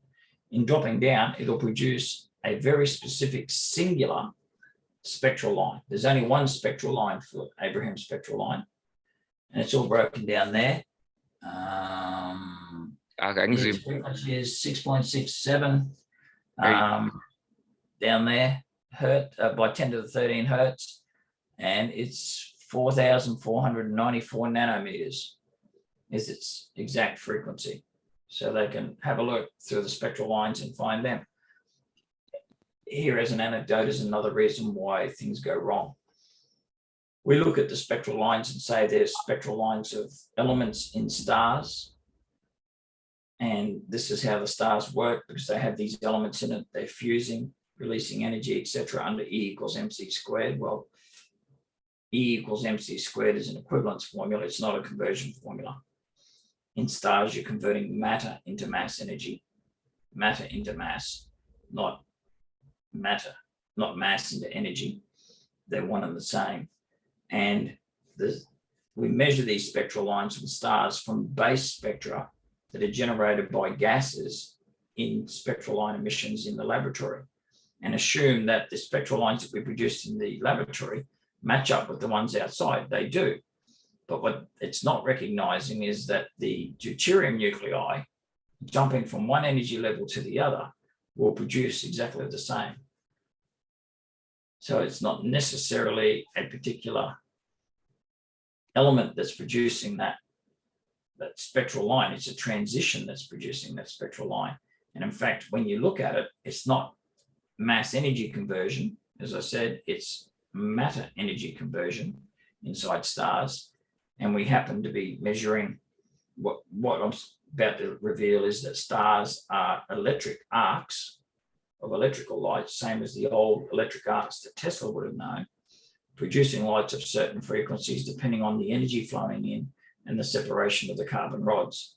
Just like welders get welder's flash and UV rays from welding, that's what stars are. Bright white mixture of frequencies coming at us. So again, assumptions made that aren't quite correct. This one here, double slits. Again, your chem wave, the wake of the electron in motion, has a bell curve to it, a normal distribution. If it were to hit the barrier and the wave was to pass through, half the energy would go one slit, half the energy would go the other slit. So you halve the wave's energy through each slit, and they produce a distribution curve again, but of lower energies. But where these waves overlap, the electron stopped because it's hit the wall. Where the waves overlap, they then produce another distribution curve or interference pattern right here. And you can see there's a broader band there in the middle of energy 4, but it still tapers down to 3, 2, 1 either side, as opposed to the original chem wave, which was 1 to 8. So it explains the single slit, it explains the double slit experiments, because is an electron a wave or a particle? Does wave-particle duality exist? Yes, but it's not the duality you're thinking. It's a particle and its wave. It's particle and wave, dualized by the fact that the boat and its wake are one and the same. The amount of wake is proportional to how fast the boat's moving. And whether the boat goes, as I keep saying, through 1 lock or 2 locks depends on the result. If there's only 1 lock and the boat goes through, like you can see here, the electron will go through with it and produce a heightened peak. But some of the wave will also be cut off, and only a fraction of the weight of the wave will come through with it. So you'll get a broad center, and again, it tapers off, just like the double slits, but you still have an interference pattern. So they can't understand why you get similar sort of results with single or double slits, or with what they say is a single photon or a single particle being shot through. They say that should also be deterministic, one spot being hit, being hit, being hit. But what they're failing to recognize is that even a very slow electron has a chem field. It just has less quanta in that field, but even as a single particle moving very slowly goes through there, it still has a chem field and will still produce that interference pattern. So you move it slow enough, you won't detect the interference pattern. You'll say, oh, we're back to being just bullets hitting the wall. So, and again, you'll get deflection of the electrons as you move through, because no barrier is perfectly inert as far as electric and magnetic properties. So all these things play in, but it's a much more concise and a better explanation of wave-particle duality than what they offer in current texts, because they say, well, it doesn't make up its mind until you measure it. It doesn't exist in a superposition state. It is the boat and its wake, or if the boat, a slower moving boat and a slower moving wake, a slower wake, they're all proportional. And how you choose to, I don't want to use the word, but how you choose to rig the experiment to get strange results is entirely your prerogative. But send it through, model it with this, and you get explanations that match the observables. Right. And so what we're saying here is basically a lot of people think that the interpretation of that double slit experiment is that if you're not looking at it, it doesn't even exist. We're not saying that. We're saying, as Einstein says, simply because I choose not to look at the moon, or happen to be not looking at the moon, doesn't mean the moon doesn't exist. Right. Yeah, it's always there. And this is where the Copenhagen discussion came in between Bohr and and Einstein as to, because of the bell curve and the probabilities that it's so well in field mechanics, wave mechanics, that's so well described quantum mechanics, were starting to come into effect with Schrodinger and Heisenberg. There was a divided camp between the classical probabilistic deterministic universe and this fuzzy logic indeterministic probabilistic universe that was where the mathematics obviously worked. It was no different with Boltzmann, where he said, if I can't explain everything, but if I treat it as a statistical amount of particles, I get the results mathematically that I want. So statistically it worked. He went and got very depressed and died 3 years short of everyone starting to accept his work, which ushered in quantum mechanics. But in the same token, just as it shows in Tetryonics, just because something fits a bell curve or a distribution doesn't mean that it's a toss of a dice. Tetryonics, and I keep stressing this to people and it keeps getting me into trouble, is a very discrete, finite, deterministic model of the universe. There is no inherent fuzziness in Tetryonics. Everything is there, right down to the very quanta. And if you divide all the mass energy of the universe by Planck's constant, you'll know exactly how many triangles it takes to make up our entire universe. And that's how many triangles were put into empty space with nothing in it to create everything we see, touch, taste, and feel right now. Yeah, and so you like, there is no roll of the dice. yeah, God does not play dice. Right, right. And you like the idea of kind of instead of the Big Bang, a big discharge where Discharge, that blood, energy flowed in. yeah.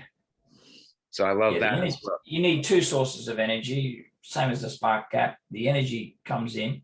Now, you might have an advanced civilization that's able to store it up in a huge capacitor, but you've still got to discharge the capacitor. You find an empty region of space and go, zap, here's where we're going.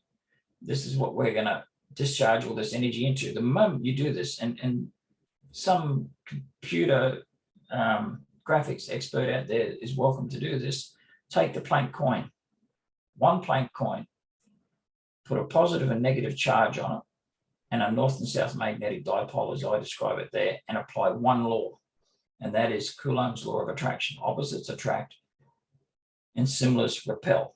That's the only law that that program has to have, and then throw as many triangles as your computer processor and memory can hold into that, and let it do its stuff and see what it creates. It will create our universe.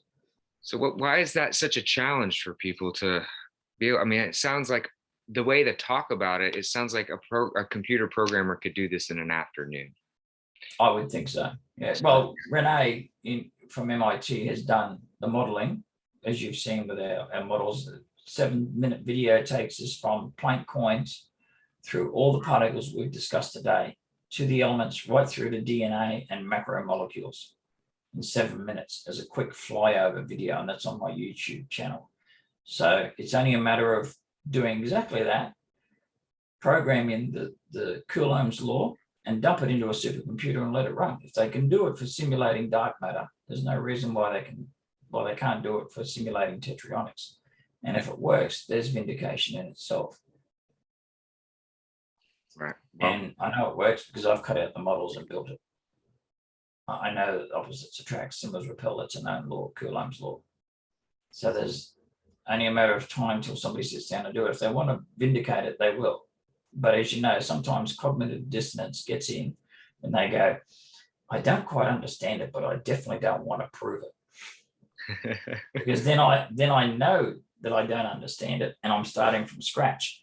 And what professor wants to start from 4 years behind his student? Right, right. And I got really lucky. My physics professor, he explained the c squared as a speed of light going one way and speed of light going another mathematically. Now, he didn't have it circular within an inscribed triangle, but another interesting thing that I got really excited about when your work was just like the idea that the inverse of a circle is a equilateral triangle. Yeah. And that's just things, yeah. And even I've had that. I've had little moments where I've gone, oh, wow. and bigger moments where I still go, oh wow, and other moments where I just stare out from a window and go, oh my God, it's all made of triangles. Right.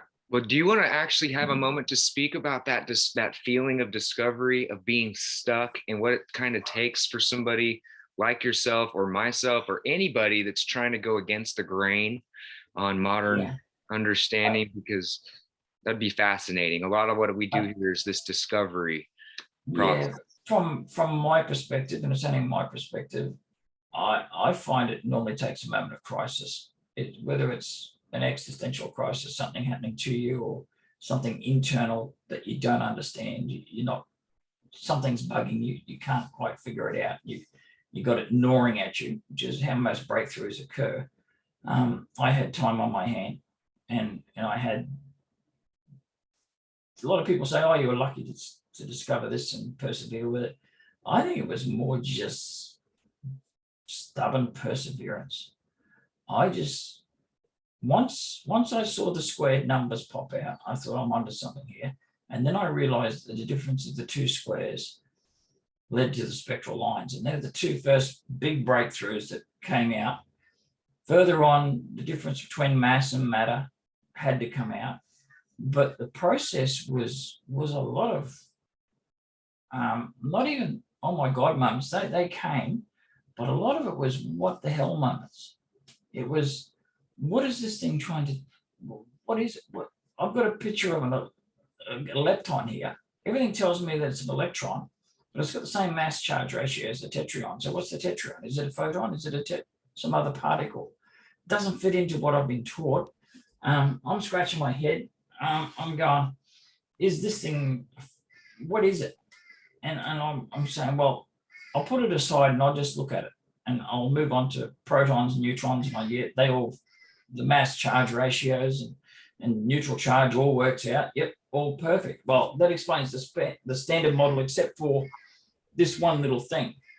So here's where the perseverance kicks in. You sit there and you go, well, what is it? Where does it fit in? How does what I've been taught gel with all this? And it didn't. I knew there was photons. I knew there was electrons, but there's this other one right in the middle, and it didn't make sense, the tetration. So I chewed on it. I left it in the standard model. I knew that's where the differentiation of mass and matter, because I had to look at it and say, what's different here? What's the difference between one Planck coin and this thing? Because it's only four. And yeah, okay, it's a 3D shape. And all of a sudden it gels on me. 3D matter. Matter's physical. It's three-dimensional. This isn't three-dimensional. So therefore it's not a photon. What's a photon? I think it through and I go, okay, it's two bosons. We now know what a photon is. We know what the electron is. This thing's got the same mass charge ratio. I'm still stuck. I've got this thing that doesn't fit the model, but equally is extremely important. It's as much the key to understanding physics as the Planck coin is. You got to get the Planck coin right with the electric and the magnetic fields and realize they're opposite sides of the coin to understand mass energy. Then you need the tetration to understand and define matter.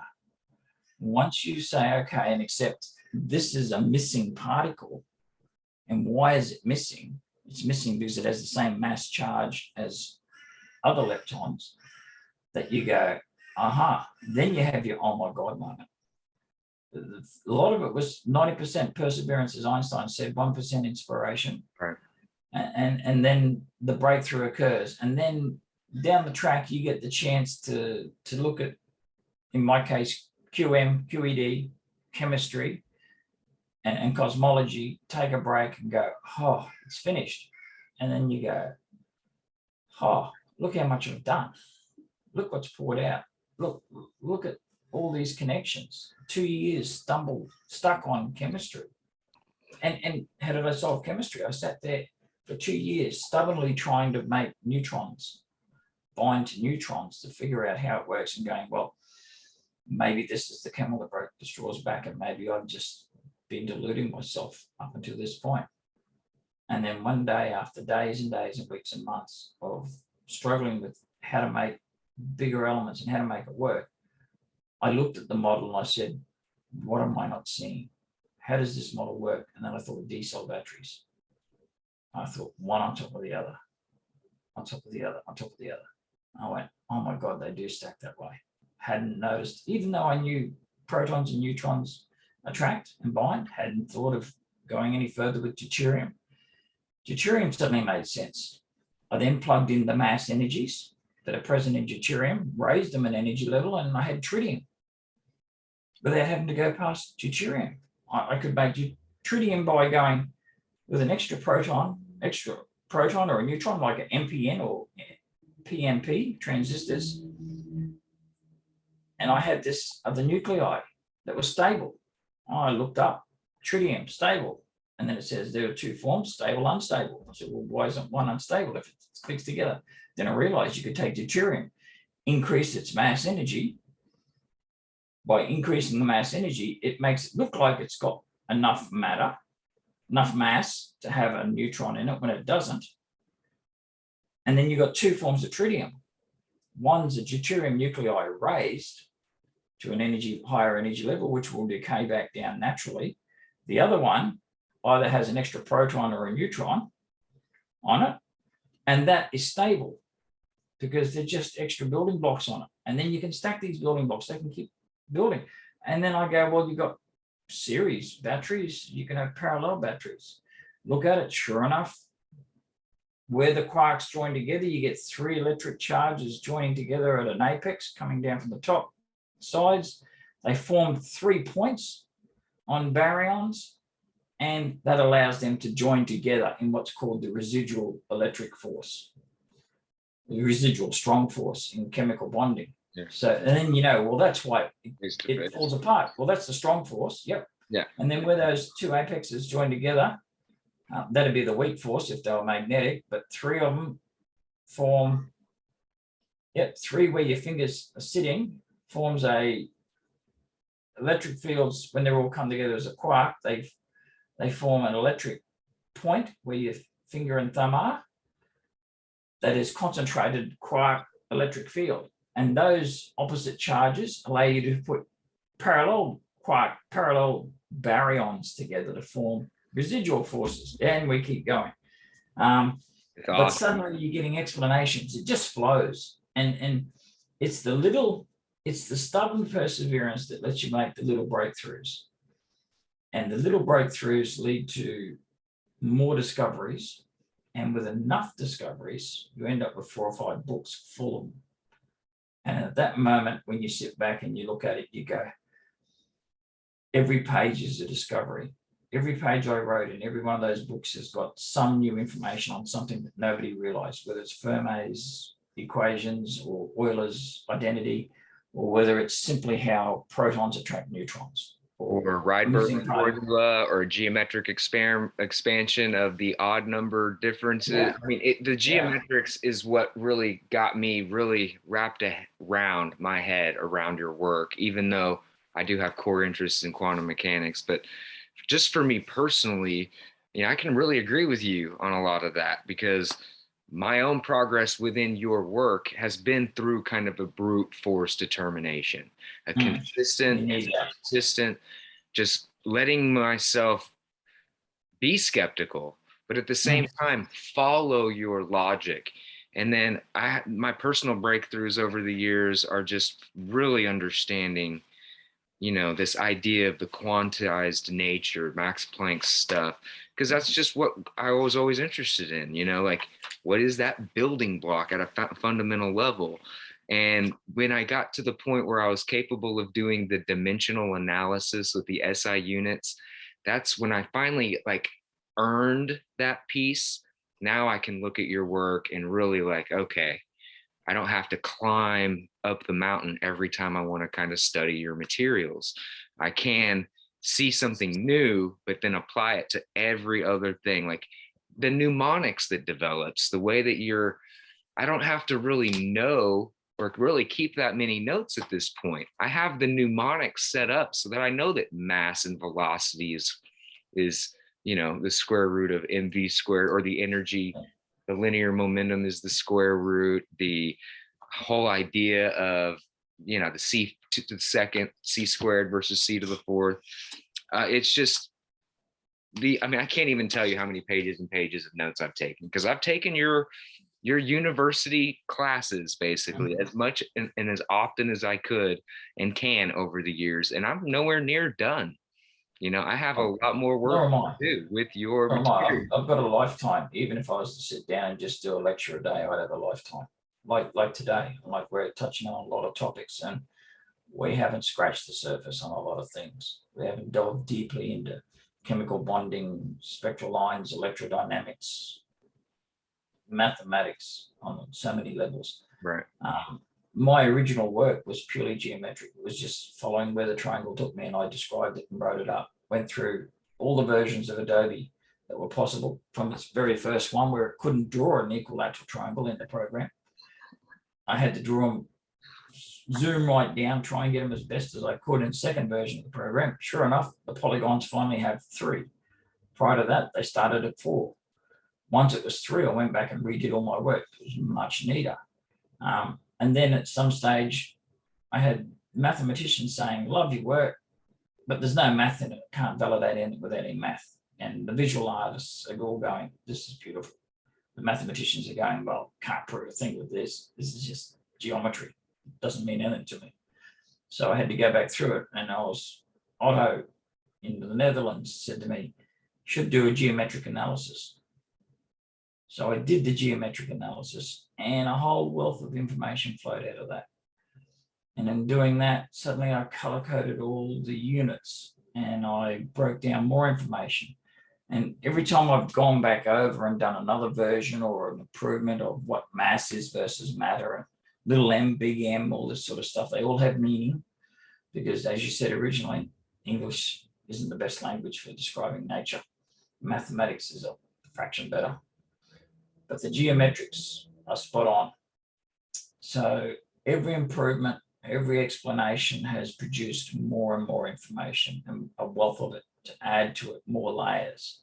So we've ended up at version 3 with so much information on every page and it's all color coded for the spectral lines and the Tetryonic color code, which relates to the rainbow, obviously.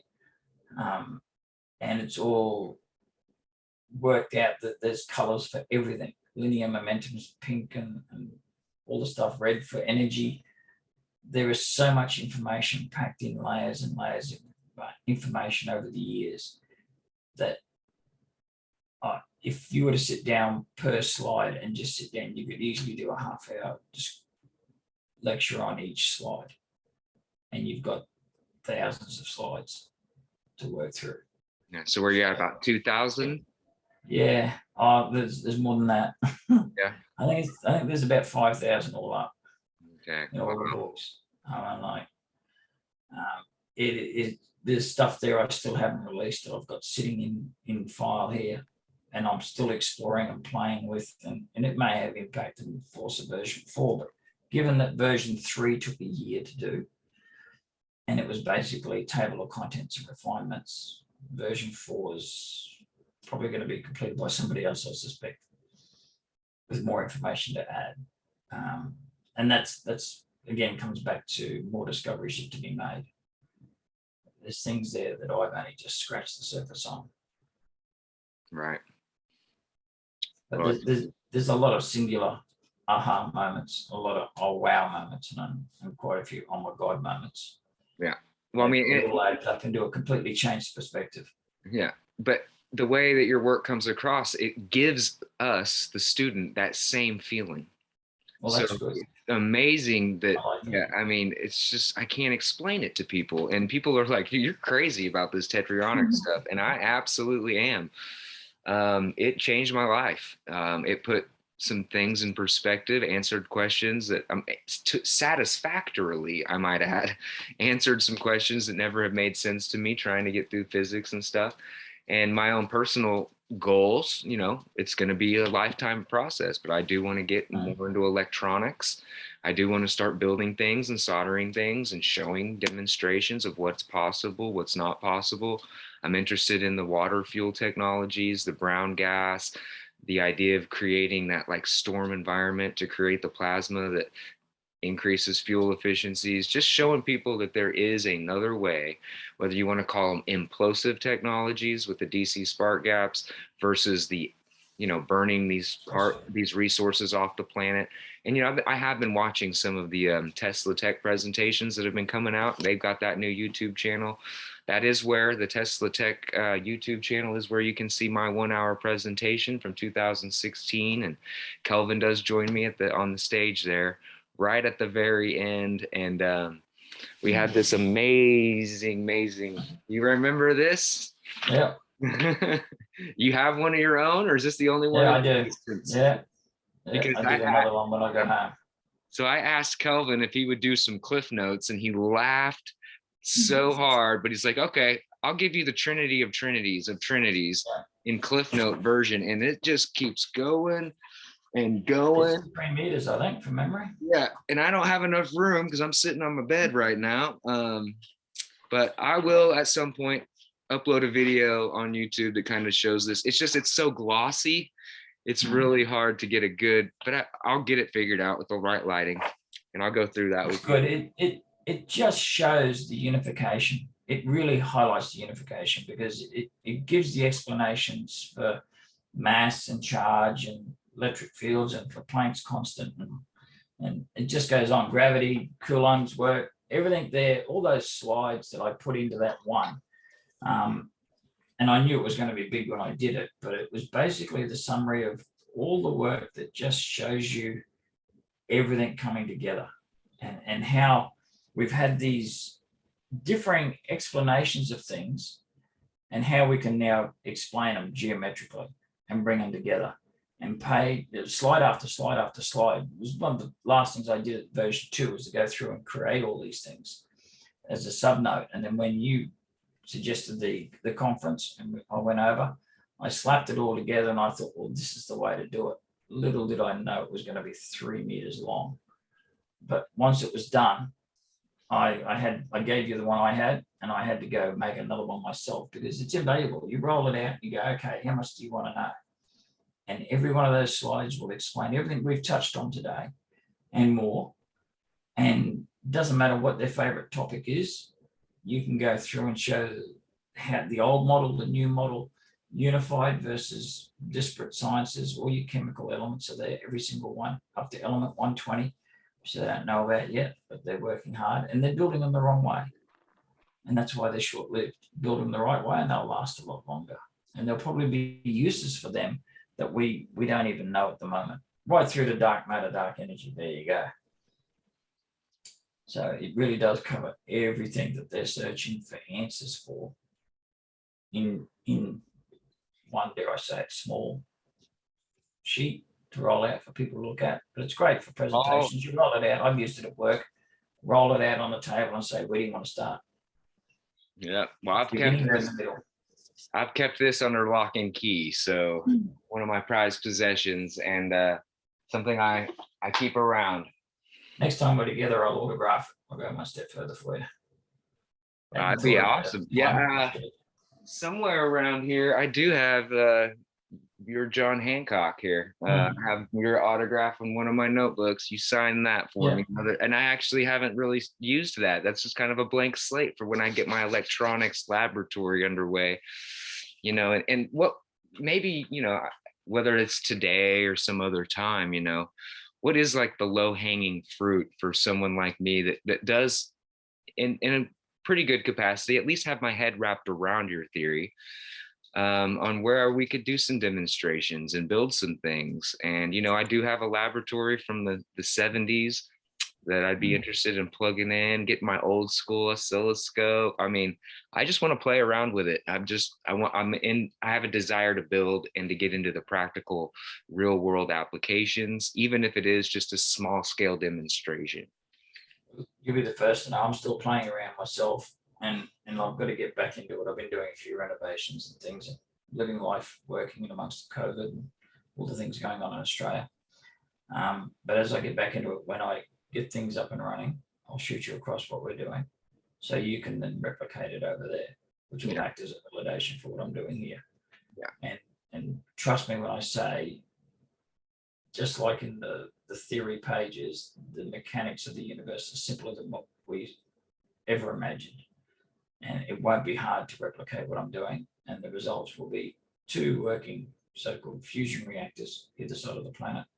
And the ability to do all these force, energy at a distance, force at a distance, faster than light communications, all that will flow out of it once we have these 2 devices working, and more devices from there on in, because the aim is once you can create a star, a real star, not a so-called fusion one, but once you can create one and it's easily replicable, you can then use that to convert waste matter back into energy, light and heat, and then store that energy however you choose. So it's the device that the world's been looking for. Will clean up the environment, will give everyone free energy like Tesla dreamed of, and will change our telecommunication, not even telecommunications, our entire technology base in the process, and go from being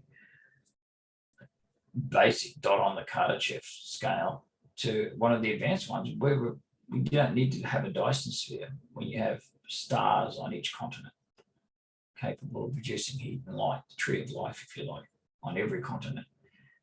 All your waste, because you don't need wind power, you don't need solar power. You have light, you have heat, you have all the energy you could ever possibly need. If everyone wants to run their air conditioners and drive electric vehicles, they can. There's no need for watches, for batteries, for lead acid technology. Lithium ion doesn't need to be done. You just have an antenna. It runs the device. And that's where we're heading, a completely new change in our technology base that then helps heal the planet for once and allows us to advance from being reliant on ever decreasing fossil fuels into using any form of matter for energy. And the conversion rate, capital M, or matter into mass energy, is exactly the same as mass energy equivalence. It's M equals uppercase M equals lowercase m c squared. So it's the same as a nuclear bomb going off, same as your nuclear tech. So we're capable, and more than capable, of freeing the planet from our current pollution, if you like, our current limited lifespan that we have if we continue on our way. So we can repair it, fix it up. If we want to go to the extreme, we'll have so much energy that we can then refill the oil reservoirs that we've drained for the next civilization that might come along if we decide to leave the planet. So we can do a lot of things with the tech that just comes out of what Tetryonics shows, let alone what we can dream of in the next century or more. Well, you have my full support, and we've been just sharing. I've been sharing your stuff this whole time with anybody that would listen. Yeah. And there are people that do want to help and get some demonstrations and some devices built. We have This week's one of those talks with some people here in Australia about what's available. Obviously, I'm constrained at the moment because I need to work like everyone else does, earn a living. Right. And then what I do in my spare time.